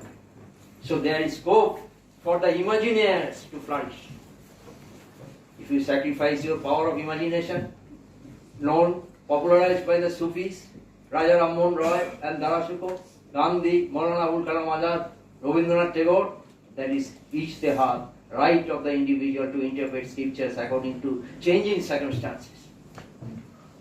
This is being attacked. There are fresh assaults against such propensities on the part of scriptural fundamentalism, represented by various forms of jihad, which we call jihad-e-ashgar, lesser jihad, which is associated with bloodshed. But the Sufis were associated with another form of jihad, inner jihad, jihad-e-akbar. Akbar means great, greater jihad.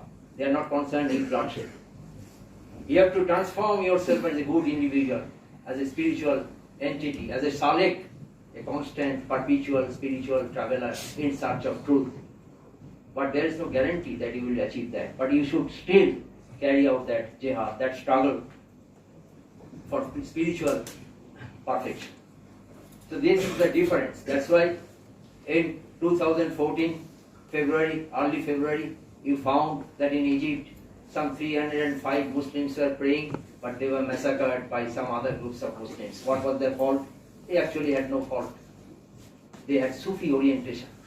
They were identified and massacred. So I don't buy the philosophy of Samuel Huntington, clash of civilizations. There's a clash within civilization. There's a clash within Hinduism. There's a clash within Islam. There's a clash within Christianity. There's a perpetual, perennial, eternal clash between the representatives or self-styled representatives of scriptural fundamentalism and the imaginaire religiosity. Those who can imagine, those who can apply ijtihad. The Prophet did not deny ijtihad. Ijtihad was translated into practice during the prophetic time, translated into practice by the Sufis in South Asia, if not beyond. Why if not beyond? I have said that there is a difference between North African Sufism and Indian Sufism. North African Sufis fought battle against the colonial masters. Indian Sufis were not that belligerent. They were more interested in other things. They had other challenges. So there's a clash within civilization. It's not a clash between the so-called Oriental Islam or Oriental world and the Western world.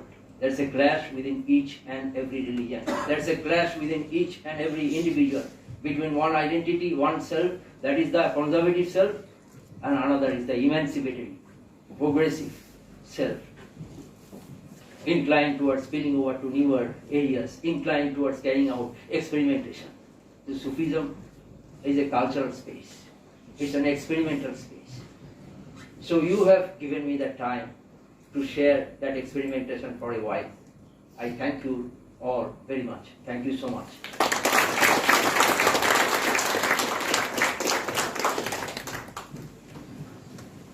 If you have query, but is there any tradition or? Yeah, we can, sir, with your kind permission, we can allow, I mean, any of us to raise questions. Now I can speak Bangla. If you have any query. তোমাদের কোনো question থাকলে তোমরা একটু বলো স্টুডেন্টরা। হ্যাঁ, বল। Sir বলছি দ্বাদশ ও ত্রয়োদশ শতাব্দীতে যে সুফিবাদ বিকশিত হয়েছিল সেই সুফিবাদের বর্তমান অবস্থা কোন জায়গায় এসে দাঁড়িয়েছে এবং সেই সুফিবাদটা অ্যাকচুয়ালি বিকশিত হয়েছে না আমরা সেখান থেকে বিচ্ছিন্ন হয়ে গেছি, সেই বিষয় সম্পর্কে একটু জানতে চাই। Very good question, very good question. তুমি নিজের বলো, কোন ক্লাসে পড়ো একটু বলো, তাহলে সুবিধা হবে লোকের। নাম বলো। এই ইউনিভার্সিটি নাম শেখ সুজাউদ্দিন, এই ইউনিভার্সিটিতে 2019 ব্যাচের স্টুডেন্ট, এমএতে। এখন এমএ পড়ছো? এমএ কমপ্লিট হয়ে গেছে। আচ্ছা, এখন কোথাও রিসার্চ করছো এখানে? না স্যার, আমি এই সুফিবাদ নিয়ে একটু। না, খুব ভালো প্রশ্ন করেছো। আমি তোমার প্রশ্নে যাচ্ছি, তার আগে আমরা একটু এটা দেখে নিই, তাহলে বুঝতে একটু সুবিধা হবে। আমি এটা ইলাবোরেট করছি না, এটা আমি বলেছি তোমাদের। এই আমির খসরুর যে লাইনটা, ওই যে মান্তুসুদম, সেটা এরকম হবে, রাইট থেকে লেফটে লেখা, ঠিক আছে? আর এগুলো দেখো সিম্বল কেন ইম্পর্টেন্ট। আহমদ হচ্ছে মোহাম্মদের, হযরত মোহাম্মদের 99টা নামের মধ্যে একটা নাম আহমদ। আহমদের থেকে তুমি যদি মিমটা সরিয়ে দাও, এখানে এটা হচ্ছে মিমটা তুমি যদি সরিয়ে দাও, তাহলে কি পড়ে থাকে? আহাদ মানে হচ্ছে ওয়ান গড, অর্থাৎ মানুষের সঙ্গে ঈশ্বরের কোনো পার্থক্য নেই। ওই যে এটাই ট্রান্সলেটেড হচ্ছে এখানে। অর্থাৎ তুমি যদি মিমের পর্দাটা, মিম হচ্ছে একটা ভেল, পর্দাটা সরিয়ে দিলে মানুষ ঈশ্বরের মধ্যে মিলে যায়, তখন এই কবিতাটা সার্থকতা লাভ করে। মিলন হবে কত দিনে মনের মানুষেরই শোনে।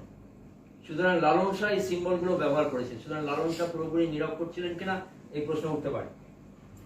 আর আরেকটা জিনিস আমি বলার সময় পাইনি, তোমার কথাটাতে আমি আসবো, এইগুলো একটু দেখিয়ে নিচ্ছি। এটা হচ্ছে তোমার জেন্ডার ডাইমেনশন। আমি জেন্ডার ডাইমেনশনে যাওয়া হয়তো উচিত ছিল, কারণ সোশ্যাল হিস্ট্রি নাহলে হয় না। একবার এরকম ওই যে মালফুজাতের কথা বললাম না, একটা সভায় নিজামুদ্দিন আউলিয়াকে জিজ্ঞেস করলো কেউ কেউ যে মহিলাদের পজিশন সুফিজমে কিরকম আছে। নিজামুদ্দিন আউলিয়া বললেন, এটা তোমার প্রশ্নের কাছাকাছি আমি আসছি, আজকাল মহিলাদের প্রশ্নটা নিয়ে সারা পৃথিবীতে অনেক জায়গায় অনেক প্রশ্ন উঠছে। নিজামুদ্দিন আউলিয়া খুব সুন্দর বললেন, ওটা আমি ওখানে লিখে দিয়েছি। শের, যারা উর্দু বা আরবিক পড়ো বা পার্সিয়ান পড়ো করতে পারবে, শের আজ বেশা বিরু আয়ের কাছে পুরশিদ কে আসে নরাস্ত ইয়া মাদা। অর্থাৎ জঙ্গল থেকে when a lioness emerges from the forest, no one raises any question about her sex, because at that moment তুমি কি বলবে তখন? তুমি কি নোট বই নিয়ে দেখবে ওটা সিংহ না সিংহী? বলবে চাচা আপন প্রাণ বাঁচা। সুতরাং in other words, a woman can possess spiritual knowledge. Under such circumstances she can be elevated in the spiritual hierarchy, just like a male Sufi saint or a murshid. এভাবে জেন্ডার ডাইমেনশন কথা, এই তোমার কোথায় এখানে চলে এলাম। কিভাবে তিনি অ্যালেগরিক্যালি উত্তরটা দিচ্ছেন, সরাসরি দিচ্ছেন না। তার মানে আমরা ধরে নিতে পারি তখনকার দিনের সমাজে কিছু কিছু রক্ষণশীল ব্যক্তি ছিল, সরাসরি এই আলোচনা করলে সমস্যা হবে। তাহলে আমি এইভাবে, কারণ তোমরা যারা অ্যানিমাল প্ল্যানেট দেখো দেখবে lioness is the principal predator, lion is the most lethargic within the lion family. হ্যাঁ, ও বসে থাকে, সিংহীরা শিকার করে আর ওরা শিকার করে খায়। খালি বাইসন মারার সময় লায়নের একটু সাহায্য দরকার পড়ে, কারণ বাইসন তো একটু বড় সড়ো, আদারওয়াইজ লায়নের সব কাজ করে দেয়। এ যায়, তাই জন্য অনেক স্লিম, সিংহ একটু ভারী কি চেহারা, ধীরে ধীরে চলে। সুতরাং এগুলো ওরা খুব ভালো জানতেন। এই জন্য এই ধরনের উপমা দিয়ে বলেছেন যে আমি সরাসরি কথা বলছি না, যে তোমরা এটা ভেবে দেখতে পারো। মানে ইনডাইরেক্টলি তিনি কিন্তু অ্যাকসেপ্ট করলেন, মহিলাদের উপরে পজিশনটাকে অ্যাকসেপ্ট করছেন। এখনকার দিনের পার্থক্যটা, আর এটা সিম্বলের কথা বলেছি, তোমরা লোকায়ত সঙ্গীতে সুজন কান্ডারি কথা বলো, সুজন কান্ডারি, সুজন মাঝি, সুফি গানে এগুলো পপুলার হয়। আমাদের বেঙ্গলের সুজন মাঝি, কারণ বেঙ্গল ইজ রিভারাইন, কিন্তু ভাবো তো একটা ডেজার্ট এরিয়ায় কি হবে, সেখানে সুজন কান্ডারিকে পাওয়া যাবে না, সেখানে হচ্ছে ক্যারাভ্যান ড্রাইভার। সুতরাং প্রফেট মোহাম্মদ এখানে সুজন কান্ডারি, কিন্তু মরুভূমিতে এর শেতরবান আহিস্তারান, O camel driver please move slowly, I can't keep pace with your pace. অর্থাৎ if the prophet is entreated in the desert, if the prophet is entreated in riverine Bengal, your soul will sail safely from one shore to another, from one end of the desert to another end safely. ভবসিন্ধু তরিবারে হরিনাম ভেলা, you can explore such commonalities. কিন্তু এই ধরনের জিনিসগুলো আক্রান্ত হচ্ছে, সেটাকে আমি একটু সিস্টেমেটিক্যালি তোমাকে দেখাচ্ছি তোমার প্রশ্নের উত্তরে। এটা দেখলে তোমার ক্লিয়ার হবে। এই যে এখনকার দিনের চ্যালেঞ্জ গুলো তাহলে কি হচ্ছে, এখনকার দিনের পজিশন, তখনকার দিনেরটা আমি নিজামুদ্দিন আউলিয়াকে বলে বলানোর চেষ্টা করলাম। অনেক উদার এক্লেকটিক ট্র্যাডিশন তখনকার দিনে ছিল। মনে রাখবে, মোগলরা চেষ্টা করলে আমাদের দেশের 90% পপুলেশনকে কনভার্ট করে দিতে পারতো, যেমনটা হয়েছে উত্তর আফ্রিকার দেশগুলোতে। আমার দেশে হয়নি, কারণ মোগলরা কসমোপলিটান ছিল। উত্তর আফ্রিকার পাওয়ার মোগলদের পাওয়ার এক ছিল না। মোগলরা one of the richest and most powerful standing army নিয়ে এম্পায়ার্স অফ দ্য ওয়ার্ল্ড, কিন্তু তারা কিন্তু কনভার্ট করেনি। তাই জন্য আমাদের এখানে একটা বৈচিত্র্য আছে, উত্তর আফ্রিকায় নেই। সুতরাং এখানে তোমার ধরো রুরাল সেটিং, বাউলরা আক্রান্ত হচ্ছে, জায়গায় জায়গায় বাউলরা আক্রান্ত হচ্ছে। আমি ইলাবোরেট করছি না। বাউলরা হচ্ছে ফোক মেডিকেল প্র্যাকটিশনার, আমাদের অচিন্তদা পছন্দ করবেন এটা। ওরা শেকড় বাকড় সম্বন্ধে খুব ভালো জানে, কিন্তু ফোক মেডিকেল প্র্যাকটিশনারদের আক্রমণ করে এই ফান্ডামেন্টালিস্টরা ভাবে অ্যাকচুয়ালি তারা কিন্তু বাউলদের ইনস্টিটিউশনটাকে আক্রমণ করছে। ফোক মেডিসিনের এগেনস্টে তাদের রাগ নয়, রাগটা হচ্ছে বাউলদের এগেনস্টে। যেহেতু বাউলরা ফোক মেডিসিনের মাধ্যমে পপুলার, তাই বাউল ধ্বংস ফতোয়া তারা জারি করে। বাউল ধ্বংস ফতোয়া, এলিমিনেশন অফ দ্য বাউলস ফতোয়া, এগুলো সব সুফিজমের এগেনস্টে। আনফর্চুনেটলি আমাদের 1920s এরকম একটা ফতোয়া আমি দেখেছি, যারা সেখানে সই করেছে এই সুফিবাদ বা বাউল টাউলদের বিতাড়িত করার জন্য, সেখানে মৌলানা মোহাম্মদ আকরম খাঁ, মুসলিম লীগ লিডার, প্রথমে কংগ্রেস লিডার ছিল, পরে মুসলিম লীগ লিডার, মোহামেডান স্পোর্টিং এর ফাউন্ডার, সেই সই করেছে। আনফর্চুনেটলি ফজলুল হকও সই করেছেন, হয়তো পলিটিক্যাল কোনো মাইলেজের জন্য তারা সই করেছেন। এটা কিন্তু একটা মাইলস্টোন। এর ফলে কিন্তু এর পরবর্তীকালে এভাবে আমরা দেখি না, বাউল টাউলদের ওপর বা সুফিবাদের ওপর আক্রমণটা বেড়ে গিয়েছিল, হ্যাঁ, এই ঘটনাগুলোর পরে। সুতরাং আমরা 19th সেঞ্চুরি থেকে একটা রিভাইভালিজম দেখছি। রিভাইভালিজমের ফলে সুফিজম আক্রান্ত হচ্ছে, যেটা অবশ্যই 13th সেঞ্চুরিতে বলো, তুমি যেটা বলছো 12th সেঞ্চুরি বা মোগল পিরিয়ডে এগুলো ছিল না, তখন সুরলে কুলের যুগ ছিল। হ্যাঁ, কিন্তু 19th সেঞ্চুরিতে কি হলো? একটা হচ্ছে ইসলামিক রিভাইভালিজম। দেখো, এটা চ্যালেঞ্জ, এটা অ্যান্টি সুফি ছিল। সুফি রিচুয়ালস গুলোকে উর্স বা যেটাকে বলে বিবাহ, আসলে এই বিবাহ নয়, স্পিরিচুয়াল ওয়েডিং, মারা যাওয়ার সময় তুমি ঈশ্বরের মধ্যে বিলীন হয়ে যাও, ফানা। এই একটা আক্রমণ হলো, ওয়াহাবি ফরাজি মুভমেন্টের কথা তোমরা জানো, এই একটা আক্রমণ। সেকেন্ড আক্রমণটা এলো কলোনিয়াল স্ট্রাকচার থেকে। কলোনিয়াল স্ট্রাকচারের ফলে মোগল সাম্রাজ্য পতন হয়ে গেছে, অর্থাৎ পেট্রোনেজ দেওয়ার মতো কেউ নেই। There is no one to patronize Sufi institutions because the empire is gone. 3 নম্বর হলো কলোনিয়াল স্ট্রাকচারে নিউ এডুকেশন পলিসিতে নতুন নতুন ইনস্টিটিউশন এলো, তখন একটা ইন্ডিভিজুয়ালিজম এলো। Individualism is oppose to the spirit of Sufism. কোনো কোনো ক্ষেত্রে, সব ক্ষেত্রে নয়, কোনো কোনো ক্ষেত্রে। বাউলরা দেখবে এককভাবে গান গায়, জারি সিঙ্গাররা কালেকটিভ সিঙ্গার, সোলো পারফরমেন্স করে না, কিন্তু বাউলরা করে। সুতরাং ওই ইন্ডিভিজুয়ালিজম কিন্তু ইন্ডাস্ট্রিয়াল রেভলিউশনের ইন্ডিভিজুয়ালিজম নয়, ওটা অন্য ধরনের একটা ইন্ডিভিজুয়ালিজম, যেটা রবীন্দ্রনাথকে হয়তো বেশি আকৃষ্ট করেছে। তো যাই হোক, এই ইন্ডিভিজুয়ালিজম যে এলো, সেটা দেখতে গেলে তুমি গৌরকিশোর ঘোষের ম্যাক্সেসে অ্যাওয়ার্ড উইনার গৌরকিশোর ঘোষের প্রেম নেই উপন্যাসটা পড়লে, সেখানে মেইন ক্যারেক্টার শফিকুল ইসলাম বলছে, আমি কোনো সুফির কাছে যাব না, আমি কোনো উলামার কাছে যাব না, আমার যদি কোনো আধ্যাত্মিক প্রশ্ন থাকে, আমি সেই আধ্যাত্মিক মুক্তির জন্য নিজেই আমি কোরআন, হাদিস বা সিরাত মানে বায়োগ্রাফি অফ দ্য প্রফেট, এগুলো পাঠ করব, কোনো উলামা বা সুফির কাছে যাব না। অর্থাৎ একজন ব্যক্তি, শিক্ষিত ব্যক্তি, গ্রাম থেকে শহরে আসছেন, ফার্স্ট জেনারেশন এডুকেটেড, তিনি আর মিডল ম্যানের কাছে যেতে চাইছেন না। ইন্টারসেসরি সুফিজমকে তিনিও কিন্তু বর্জন করছেন, এটা ইকবালের মধ্যে পাওয়া যায়। সুতরাং এই যে politicization of the community, politicization of the country, আবার কলোনিয়াল এনভায়রনমেন্ট, রিলিজিয়াস রিভাইভালিজম, এই সমস্ত দিকগুলো কিন্তু সুফিজমকে আক্রমণ করলো। আর lack of patronage, decline of the empire. সুতরাং এই কনটেক্সটে, এই কনস্ট্যান্টের প্রেক্ষাপটে তোমার সুফিজমকে দেখতে হবে। একটা পার্থক্য ঘটে গেল। আগে আমরা সুফি বলতে কি বলতাম?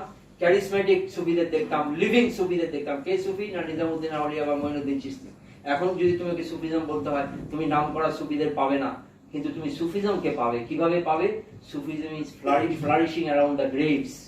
So there is a shift from the living, charismatic, illuminated Sufi towards inanimate object, that is the grave, the majar কেন্দ্রিক Sufism, তাই না? লিভিং অবজেক্ট নেই, হয়তো সেই সুফি ওখানে মৃত অবস্থায় রয়েছে। প্রশ্নটা উঠতে পারে, যখন এটা যদি গ্রেভ কেন্দ্রিক হয়, গ্রেভ তো মৃতদেহের সঙ্গে সমার্থক, তাহলে কি সুফিজম মৃত? আমার হাম্বল সাবমিশন হচ্ছে না। কারণ স্ট্যাটিস্টিক্যালি তুমি যদি দেখবে এই গ্রেভ গুলো প্রচুর হিন্দু মুসলিমকে অ্যাট্রাক্ট করে।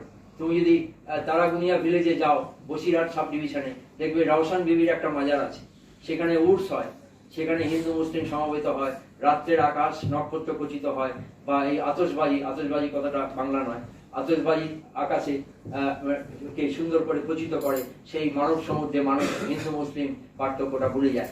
সুতরাং আমি বলবো যে inanimate object, no doubt, but this grave is capable of mobilizing people irrespective of their religious identities. সুতরাং পজিটিভ নেগেটিভ সব দিকগুলো কিন্তু আমাদের দেখতে হবে। তবে নিশ্চয়ই সুফিজম একটা বড় চ্যালেঞ্জ নিয়েছে।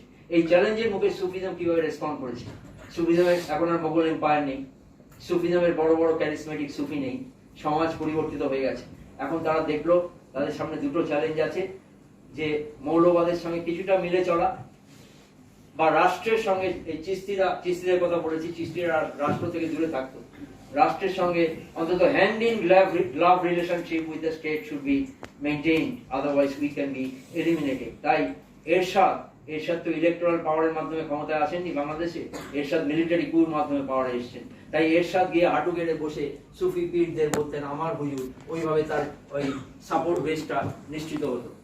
এরশাদ, জেনারেল এরশাদ, অর্থাৎ সুফিরা স্টেটের সঙ্গে ভালো সম্পর্ক রাখছে, স্টেটের সঙ্গে একদিকে ভালো সম্পর্ক রাখছে, আরেকদিকে রক্ষণশীলদের সঙ্গেও ভালো সম্পর্ক রাখছে। কারণ না হলে বোথ রক্ষণশীল এবং স্টেট তাদের আক্রমণ করে এলিমিনেট করে দেবে, যেমনটা হয়েছে মিডল ইস্টে, যেমনটা হয়েছে নর্থ আফ্রিকায়। কিন্তু ভারতবর্ষে এখনো হয়নি, কারণ সুফিরা এই অ্যাডজাস্টমেন্টটা খুব সুন্দরভাবে এখনো পর্যন্ত করে আসতে পেরেছে। আমার মনে হয় তোমার প্রশ্নের অনেকটা উত্তর আমি দিতে পারব। আর যদি কোনো প্রশ্ন থাকে। আমি আমি হিস্ট্রির মানুষ নই, অঙ্কের মানুষ, বিশ্ববিদ্যালয়ের একজন আধিকারিক। আমার এমনিতে যে আগ্রহ জাগাতে হচ্ছে যে আপনি এই যে অ্যাডজাস্টমেন্টের জায়গা, গ্রামাঞ্চলে একসময় যেমন ইসলাম ধরুন এই পুরুষের মাধ্যমে এবং তাদের মাধ্যমে প্রবাহিত, যত এই পুরুষটা রিপ্লেস হচ্ছে উইথ ওয়াজ, এবং যত উলেমারা রিপ্লেস করছে আপনার মুসলিমদেরকে, তত এই ওয়াহাবিজমের এক্সপানশনে এইটা আরেকটা হয়তো কারণ হতে পারে যে আমাদের মুসলিম মিডিল ক্লাস ইমার্জেন্স হচ্ছে থ্রু ওয়াহাবিজম, ওয়াহাবি ইসলামের মাধ্যমে। ঠিক ঠিক। ফলে এই সুফিজমটাকে একটা মানে প্রান্তিক এবং ছোটগুলোকে অশিক্ষিতের অনাচার অজাচার ইত্যাদি করে, কিন্তু আমাদের কন্ট্রারি বাংলাদেশে মানে পূর্ব পাকিস্তানে যখন তার পূর্ব পাকিস্তানের চেতনা যাচ্ছে, তখন আপনার মৌলানা ভাসানী ওই আপনার কাকমারি সম্মেলনে সুফি সাধকদের নিয়ে আসছে, কারণ তখন ঐক্যের কথা। ফলে বাংলাদেশে বাঙালি জাতীয়তাবাদের মধ্যে একটা সুফিবাদের মানে ওখানকার ফকিরি ধারার একটা মারফতি ধারার সঙ্গে নিয়ে একটা বাঙালিত্ব গড়া ছিল। এখন অব লেট পোস্ট 1980s ধরুন এখন আবার ওই ওয়াজ গুলো রিপ্লেস করেছে, এবং যেটা হচ্ছে যে ধরুন মাজার গুলোতে তো নামাজ পড়া হতো না খুব বেশি, মাজার আর মসজিদ তো এক নয়, ঠিকই মাজার ভেতরে মসজিদ হচ্ছে। এই সেদিন বোলপুর যাওয়ার পথে ঢোকার মুখে একটা মাজার ছিল, বিশাল একটা মসজিদ, মাজারটাকে খুঁজে পাওয়া যায় না, মাজার ইজ গেটিং রিপ্লেস বাই মসজিদ। এবং এই উপাসনাটা এই গানটা, এবং পাকিস্তানে একজন মোহাম্মদ বই একটা পড়েছিলাম যে সেখানে এই যে আপনার কি এই ব্যারেলি স্কুলটা যেমন দুটো মাঝামাঝি একটা ছিল দুটোর মধ্যে, কিন্তু ব্যারেলিটা কিরকম ভাবে মানে সেটাও একটা মিলিটেন্ট রূপ হয়ে যাচ্ছে পাকিস্তান, যার ফলে এই যে পুরুষগুলো আক্রান্ত হচ্ছে, এই ধরুন ইয়ের মালয়েশিয়া আকার মাস্তাকালান্দার যেখানকার ওই লাল ওই জায়গাটা আক্রান্ত হচ্ছে, হ্যাঁ, ফলে ওইখানে সুফি ইসলাম কি করে রেডিক্যালাইজড হয়ে যাচ্ছে। সেখানে তো পলিটিক্যাল প্যাট্রোনেজের অভাবে এক ধরনের ফোক রিলিজনের চেহারা নিয়ে নিচ্ছে সুফিজমটা, যেটা একটা সময় একটা রয়্যাল প্যাট্রোনেজ ছিল। তো সেখানে কি আপনার মনে হয় না আজকের দিনে যারা ধরুন এই সিনক্রেটিক কালচারের জন্য মডার্ন পলিটিক্যাল অ্যাক্টিভিস্ট যারা, তার অ্যাক্টিভিজমটা আসলে কোথাও একটা এর সাথে মুক্তিবদ্ধ হতে হবে,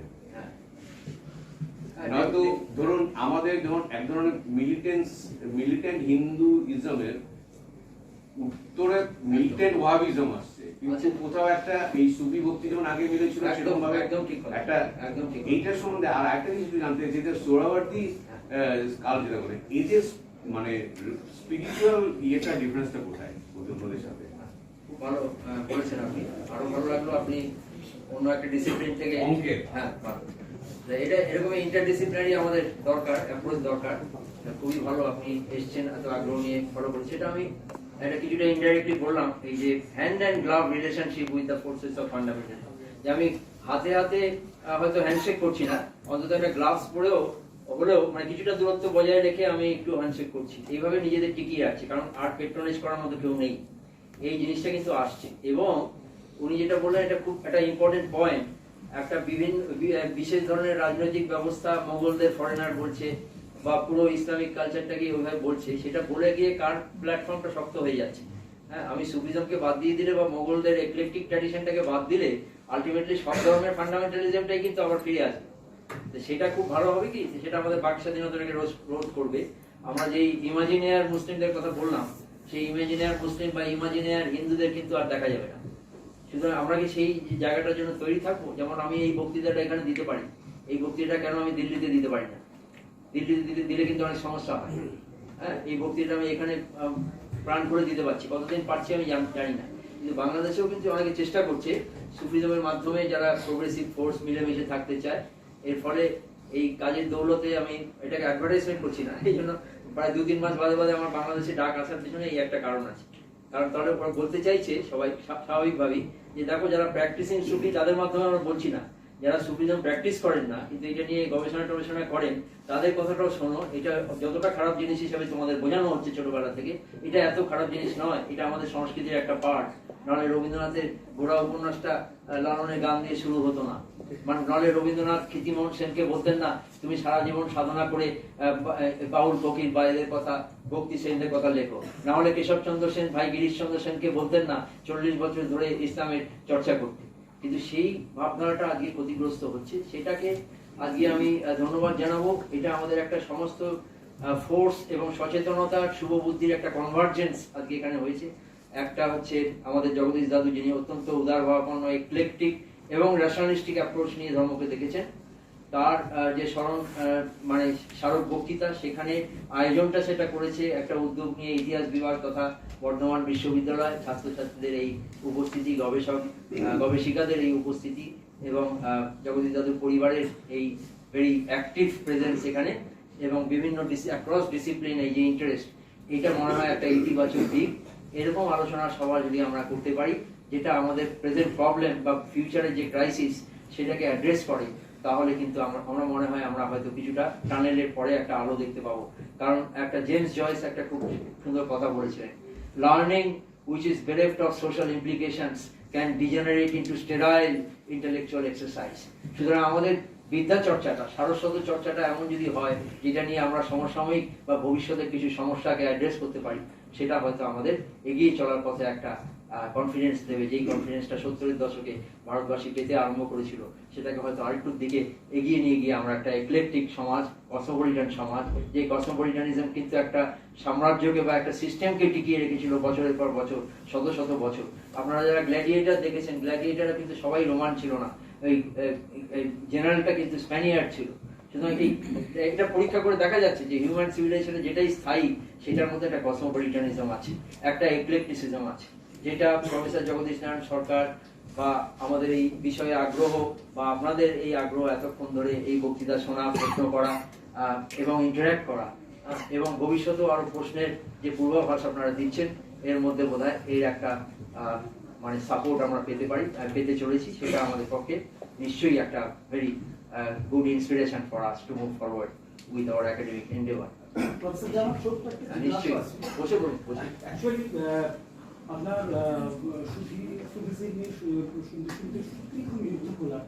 আমার একটা ছোট্ট কোয়ারি, সেটা হচ্ছে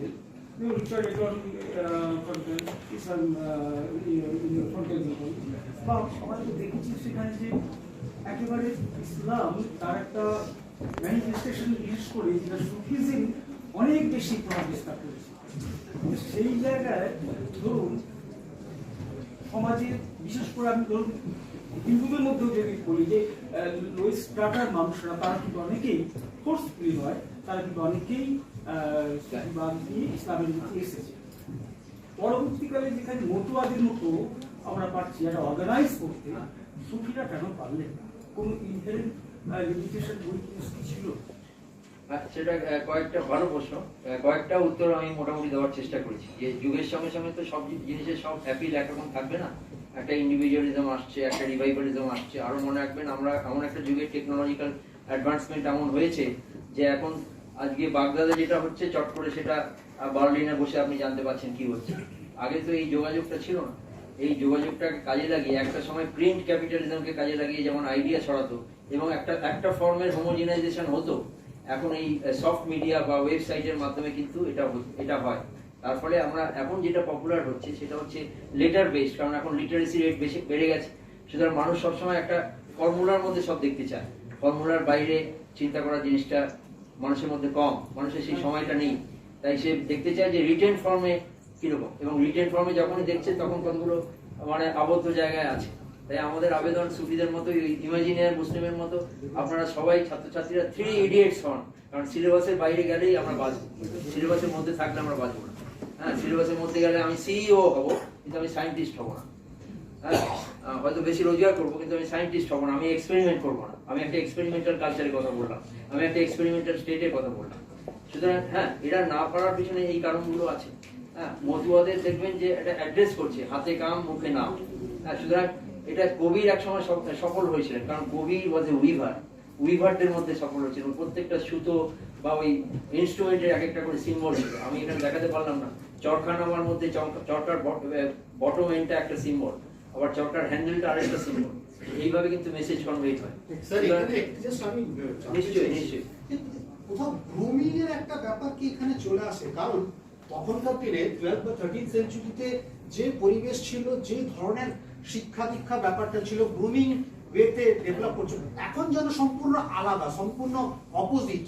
এবং কোথাও একটা, কারণ এইসব জিনিসগুলো হঠাৎ করে মাঝ বয়সে এসে হওয়ার নয়, হওয়ার কথা নয়, এগুলো সেই গ্রুমিংটা দরকার আছে। সেইভাবে বোধহয় গ্রুমিং এর জায়গাটা ভিশিয়েটেড হয়ে গেছে, এটা একটা খুব ইম্পর্টেন্ট জায়গা মনে হয়। এটাও একটা বড় পয়েন্ট। আমরা কি ধরনের সিলেবাস পড়াচ্ছি দেখুন, সিলেবাস এটা খুব ইম্পর্টেন্ট পয়েন্ট। সিলেবাসে দেখুন, আপনার পাকিস্তানের সিলেবাস আমি আলোচনা করছিলাম কয়েকজন। আমার অ্যাকচুয়ালি একটা অদ্ভুত পরিবার, আমার আত্মীয় পাকিস্তানেও আছে, বাংলাদেশেও আছে, এখানেও আছে। তা আমি বললাম কি পড়ানো হয়, বললো ওখানে হিরো হচ্ছে আওরঙ্গজেব, আকবর হিরো না।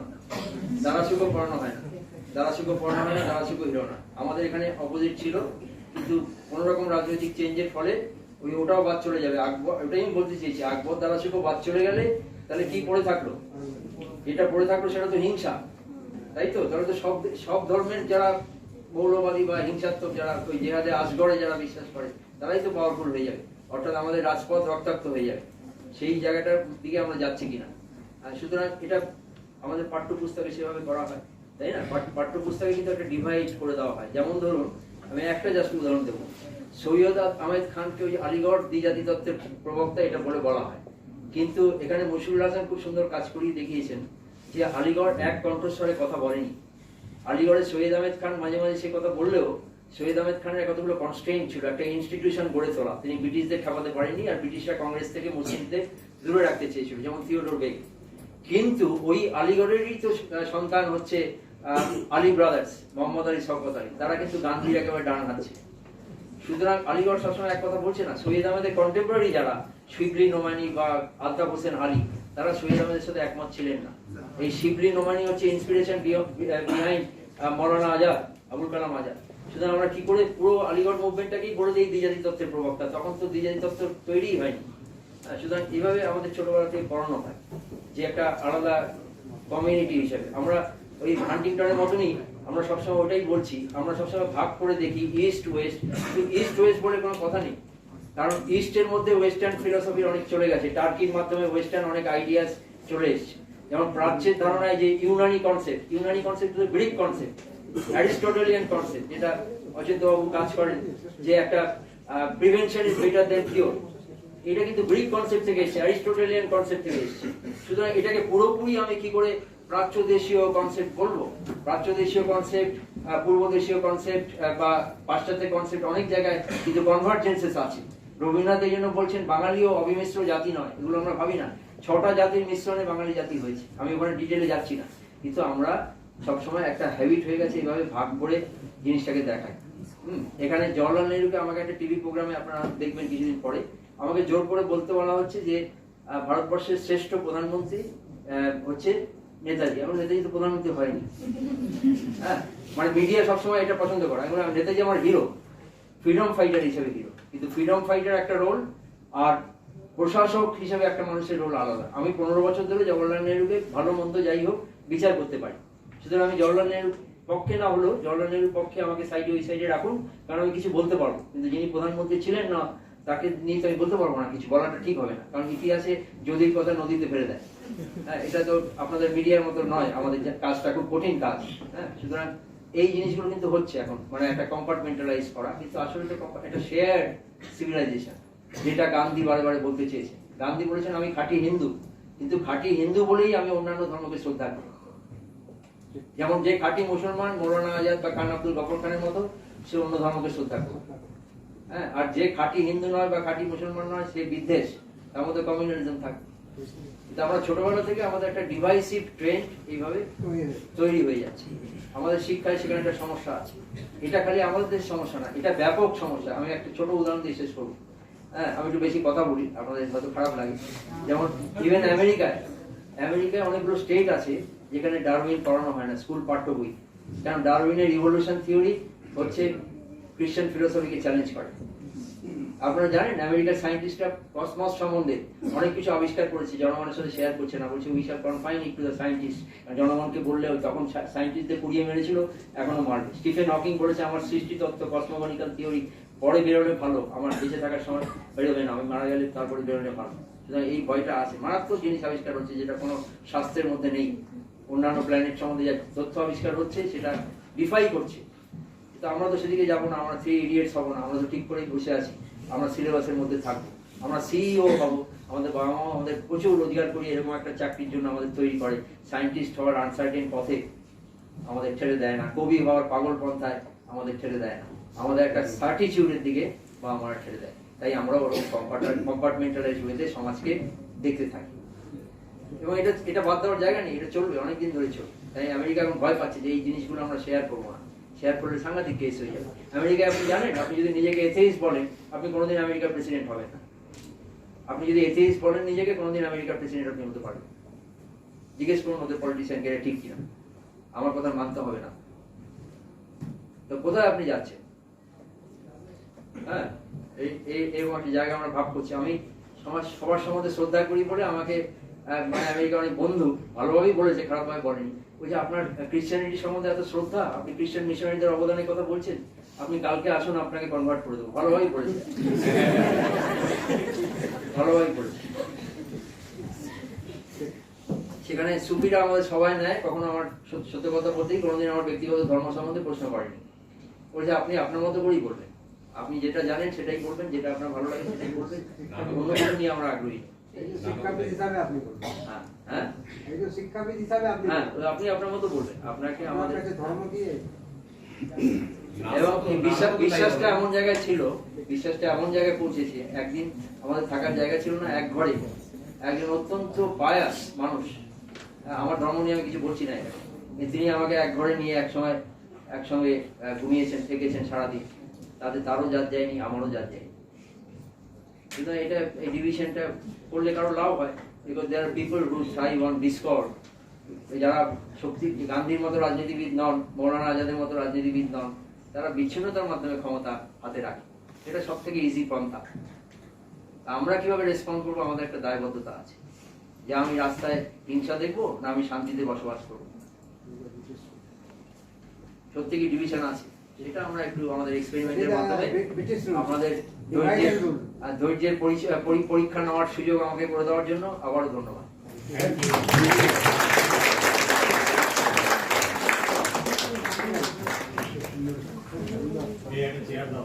Thank you, Professor Amit Dey, for your brilliant exposition on Sufism. It appears that we have been taken to the world of the Sufis, their ideas, ideologies, and mysticism that have been the source of our ecstasy, our self-realization, and so many other factors. We have come almost to the fag end of our session, technical session, and I would now like to request our colleague Dr. Rajoshi Chakraborty to deliver a vote of thanks.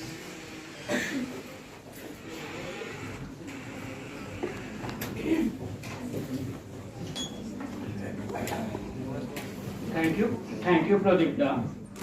Yes, we have reached the very end of our program today, and let me now propose the vote of thanks. First and foremost, I wish to thank our esteemed speaker, Professor Dr. Amit Dey, Ashutosh Professor of Medieval and Modern Indian History, University of Calcutta, who, despite of his busy schedule, found out time to come here and deliver his lecture.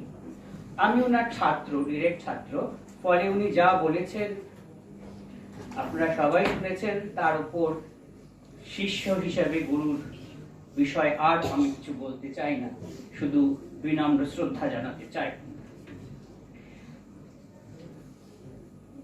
Our heartfelt thanks to our Honorable Vice Chancellor, Professor Nimai Chandra Saha, for his constant support and inspiration. Our heartfelt thanks to our Prof. Professor Ashish Kumar Panigrahi, who stayed with us through the whole program and who, in spite of his busy schedule, gave us so much time that we are really overwhelmed. Our thanks also to Dr. Subhajit Kumar Choudhury, our registrar. We are also grateful to the faculty members of other departments of this university, other universities, colleges who have come here, and of course to the students of other departments who have assembled here to listen to this lecture. In the end, I must thank our HOD, Dr. Aparajita Dhar, and my esteemed colleagues, without whose constant efforts this program could not have been possible. And I must in the end say that this program was possible because Rodip Sarkar had initiated the process of this lecture through his to the endowment who had given to the university, and he is here with us with his family, and we must thank him that at this old age also he is with us, he is supporting us in all our efforts. In the end, I wish to thank the technical support team, our students, and everyone present here. Thank you all again, and hope to have your cooperation in the future also. Thank you all.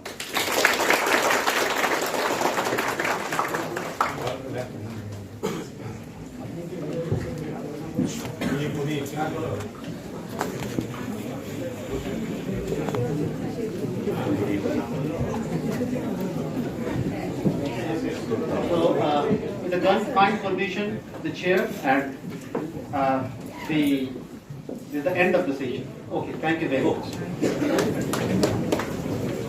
much.